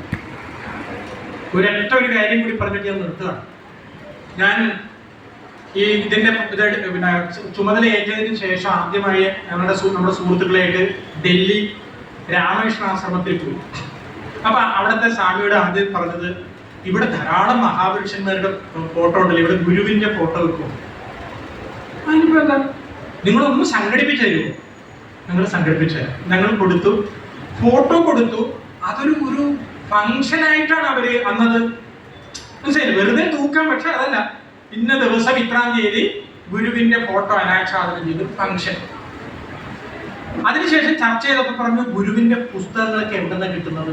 അയ്യോ, അത് ഞങ്ങൾ കൊണ്ടുവരാം. അവിടെ കൊണ്ട് ഒരു കെട്ട് പുസ്തകം കൊടുത്തു. പുസ്തകം സ്വീകരിക്കുന്ന ഒരു ഫംഗ്ഷൻ ഒന്ന് ആലോചിച്ചിട്ട്. അതിനുശേഷം അദ്ദേഹത്തോട് ഞങ്ങൾ അങ്ങോട്ട് പറഞ്ഞു, നമുക്ക് ഇടയ്ക്ക് ഗുരുവിന്റെ കൃതികളെ കുറിച്ചൊരു ക്ലാസ് നടത്തിയാൽ ചെയ്യാൻ ആഗ്രഹമുണ്ട്. അതെ, ഡൽഹി ഇവിടെയുള്ള ആളുകൾക്കൊന്നും അതിനെ കുറിച്ച് അറിയില്ല. നിങ്ങൾ ആരെങ്കിലും എടുക്കാൻ പറ്റിയ ആരെങ്കിലും ഏർപ്പാട് ചെയ്യണമെങ്കിൽ ആളും ഉണ്ട്, മൈക്കും ഉണ്ട്, ഇതെല്ലാം ഉണ്ട്. നിങ്ങൾ ചെയ്തോളൂ, സ്വീകരിച്ചാൽ. അതിനുശേഷം അവർ ചെന്നപ്പോൾ അവർ പറഞ്ഞു, അപ്പൊ സ്വാഭാവികമായിട്ട് ഗുരുവിനെ സ്വീകരിക്കുന്ന ഞങ്ങളുടെ ഈ ഹോള് ഇത്തിരി കൂടി ഒന്ന് മോടി പിടിപ്പിക്കണം. അപ്പൊ ഞാൻ ഇതിന്റെ ഡയറക്ടറാണെന്ന് അറിയാം. അപ്പൊ സാറിന്റെ കമ്പനി വിചാരിച്ചാൽ ഞങ്ങളെ ഹെൽപ്പ് ചെയ്യാൻ പറ്റും. എന്താ കാര്യം? അത് ഞങ്ങൾക്കൊരു 10-50 ലക്ഷം രൂപ കിട്ടിയാൽ ഒരു കുഴപ്പമില്ല, പ്രൊജക്ട് കൊടുക്കും. 1,65 ലക്ഷം രൂപ കൊടുക്കും. എന്താ കാര്യം എന്നറിയാമോ? ഗുരുവിനെ ഹൃദയം കൊണ്ട് സ്വീകരിച്ചു. ആ ഹാളിൽ ഇരുന്നാണ് കഴിഞ്ഞ മുമ്പത്തെ ആഴ്ച ഞങ്ങൾ സർവമത സമ്മേളനത്തിന്റെ ശതാബ്ദി ആഘോഷിച്ചത്. ഇത് കൂടാതെ ഒരു സ്ഥലത്തേക്ക് പോയിരുന്നു. സംസ്കൃത പുസ്തകങ്ങളെല്ലാം, ഞാൻ സംസ്കൃത അധ്യാപകനാണ്, സംസ്കൃത പുസ്തകങ്ങളെല്ലാം പബ്ലിഷ് ചെയ്യുന്ന ടൂറിലാണ്. അപ്പൊ ഞാൻ അവരോട് പറഞ്ഞു, ശ്രീനാരായണ ഗുരുദേവന്റെ ദർശനമാല എന്ന് പറഞ്ഞൊരു പുസ്തകമുണ്ട്. അതൊരു സെൽഫ് ലേണിംഗ് പാക്കേജ് ആക്കി ഓൺലൈനിലൂടെ ഡിജിറ്റൽ വേർഷനൊക്കെ ആയിട്ട് നിങ്ങളൊന്ന് ആക്കിയാൽ നല്ല സൂപ്പർ ആണെന്നൊക്കെ പറഞ്ഞു. അപ്പോൾ അതിനിപ്പോ എന്താ ചെയ്യാലോ? നടേശ സാർ അതിനൊരു ഗൈഡൻസ് ചെയ്യണം, കൊടുത്തു, അവർ ചെയ്തു. അപ്പൊ പബ്ലിഷിങ്ങിന്റെ സമയമായപ്പോൾ അവർ പറഞ്ഞു, സാറേ കുറച്ച് പൈസയുടെ ആവശ്യം ഇതിനുണ്ട്, പറഞ്ഞത് മാത്രമേ ഉള്ളൂ. നമുക്ക് എത്ര വേണ്ടി വരിക? ഇതെല്ലാം കഴിയുകയാണെങ്കിൽ ഒരു 6 ലക്ഷം രൂപ വരും. ഇതിന്റെ കാരണം മൾട്ടി കളർ സാധനമാണ്, ഡിജിറ്റൽ ഇതെല്ലാം. ഞാൻ പറഞ്ഞു 60 ലക്ഷം രൂപ തരാം, ഗുരുവിന്റെ എല്ലാ കൃതിയും നിങ്ങൾക്ക് ഇതുപോലെ ചെയ്യണം. അയ്യോ, 60 വേണ്ടി 6 തന്നാൽ മതി, എല്ലാം ഞങ്ങൾ ചെയ്യും. 98 ലക്ഷം രൂപയാണ് അവർക്ക് കൊടുത്തത്. എന്താ കാര്യം എന്നറിയാമോ? ഗുരുവിന്റെ കൃതികൾ അവര് ഇതെന്തിനാ ഉണ്ടാക്കണമെന്ന് അറിയാമോ? ഇന്ത്യയിലെ യൂണിവേഴ്സിറ്റികളിലെ പഠിപ്പിക്കാൻ വേണ്ടിയിട്ടാണ്. മനസ്സിലായി? അപ്പം എനിക്ക് എന്റെ പരിചയമുള്ള ധാരാളം വൈസ് ചാൻസലർമാരുണ്ട്. അവരോട് പറഞ്ഞേ, വിജയ നിങ്ങളുടെ യൂണിവേഴ്സിറ്റി സാധനം വെക്കണം ഗുരുവിന്റെ. ശരി ചെയ്തോ. അത് സ്പീച്ച് പാക്കേജ് ആയിട്ട് തന്നാൽ മതി. പാക്കേജ് ആക്കിക്കൊണ്ടിരിക്കുക. അങ്ങനെ ഒറ്റ കുഴപ്പം മാത്രമേ ഉള്ളൂ. എന്താ കാര്യം അറിയാമോ? ഞാൻ ഈ കാര്യം ഒരു ഗുരുദേവ ഭക്തനോട് പറഞ്ഞപ്പോൾ അദ്ദേഹം ഇങ്ങനെ സംസ്കൃതത്തിലുള്ള കൃതി സംസ്കൃതത്തിൽ ഹിന്ദി ഭാഷയിൽ കൂടി അത് ചെയ്യാൻ പോവാണ്. അതിന്റെ ഉദ്ദേശം ഇതാണ്. ഇത് പുറത്തുനിന്ന് ആരോടും പറയണ്ട, നിങ്ങൾ മാത്രം മനസ്സിലാക്കുക. അദ്ദേഹം എന്നോട് പറഞ്ഞത്, ഈ നടേശൻ മാഷെ 25 വർഷം സംസ്കൃത സർവകലാശാലയിൽ പ്രൊഫസറായിരുന്ന ആളാണ്. എന്നോട് പറയുന്നത്, ഈ ഗുരുദേവന്റെ കൃതികള് സംസ്കൃതത്തിൽ പറയേണ്ട കാര്യമുണ്ട്, അത് ബ്രാഹ്മണന്മാരുടെ ഭാഷയല്ല. ഗുരു എഴുതി വെച്ചിരിക്കുന്ന ഏത് ഭാഷയിലാണ്? ഹോമമന്ത്രവും ഇതൊക്കെ ഏത് ഭാഷയാണ്? സംസ്കൃതമാണ്. എന്നോട് പറയാണ് 40 വർഷമായി ഈ സംസ്കൃതവും ഈ സംഭവമൊക്കെ ആയിട്ട് എന്നോട് പറയാം അത് ബ്രാഹ്മണന്മാരുടെ ഭാഷയാണ്, അതിലൊന്നും അങ്ങനെ ചെയ്യരുത്. ഇദ്ദേഹം ധാരാളം പാണ്ഡിത്യമുള്ള ആളാണ്, ഇപ്പോഴും ഉണ്ട്, പറഞ്ഞതാണ്. ഇപ്പോഴും ആരെങ്കിലും നിങ്ങൾ പരിചയമുള്ളവരുണ്ടെങ്കിൽ ഇത് പറഞ്ഞോളൂ. മലയാളത്തിലുള്ള നമ്മൾ സെലക്ട് ചെയ്ത ചില പുസ്തകങ്ങൾ സംസ്കൃതത്തിലേക്കാണ് ആദ്യം ട്രാൻസ്ലേറ്റ് ചെയ്യും, പിന്നീട് അത് മറ്റൊരു പാക്കേജ് ആക്കാൻ വേണ്ടിയിട്ടാണ്. പല ആളുകളോട് നമ്മൾ തിരഞ്ഞെടുത്ത ആർക്കും പറ്റില്ല, ചെയ്യാൻ ആളില്ല. നിങ്ങൾ ആരെങ്കിലും ഉണ്ടെങ്കിൽ നടേശ ഭാഷ ഒന്നും അറിയിച്ചൊന്ന് ഹെൽപ്പ് ചെയ്യണം. എന്താ കാര്യം? ഇന്ത്യയിലെ യൂണിവേഴ്സിറ്റികളിലെ ഗുരുവിന്റെ കൃതികൾ പഠിപ്പിക്കുന്നതിന് വേണ്ടിയിട്ടുള്ള പാക്കേജുകൾ ഉണ്ടാക്കണം. നാഷണൽ എഡ്യൂക്കേഷൻ പോളിസി ഇൻട്രൊഡ്യൂസ് ചെയ്യുമ്പോൾ അതിന്റെ ഭാഗമാവും. ഇന്ത്യയിലെ സംസ്കൃത പഠനത്തിന്റെ ഹോൾ കമ്മിറ്റിയുടെ ഉന്നതാധികാര സമിതിയിലെ അംഗമാണ്, മനസ്സിലായില്ലേ? അപ്പൊ നമ്മളത് പറഞ്ഞു കഴിഞ്ഞാൽ അത് അവർ ചെയ്യുമെന്നുള്ളത് ഉറപ്പാണ്. അപ്പൊ ഈ നിലയിൽ നമുക്ക് ചെയ്യാൻ പറ്റാവുന്ന തലത്തിൽ ചെയ്യുകയും ഈ സന്ദേശം പകർത്തുകയും ചെയ്യുക വഴി ഒരു വലിയ കടം, ഋഷി ഋണം എന്നാണ് അവർ പറയുന്നത്, ഋഷി ഋണം. ആ ഋഷി ഋണം വീട്ടുന്ന പരിപാടിയിൽ നമുക്ക് എല്ലാവർക്കും സ്നേഹത്തോടുകൂടി പങ്കാളികളാവാം. വീണ്ടും വീണ്ടും വരുന്ന കാലഘട്ടത്തിലും ഇതിലും വലിയ പരിപാടികൾ നമുക്ക് നടത്താം. അതിന് ഗുരുവിന്റെ അനുഗ്രഹം നമുക്കുണ്ടാവട്ടെ എന്ന് മാത്രം പറഞ്ഞുകൊണ്ട് നിർത്തുന്നു. നമസ്കാരം.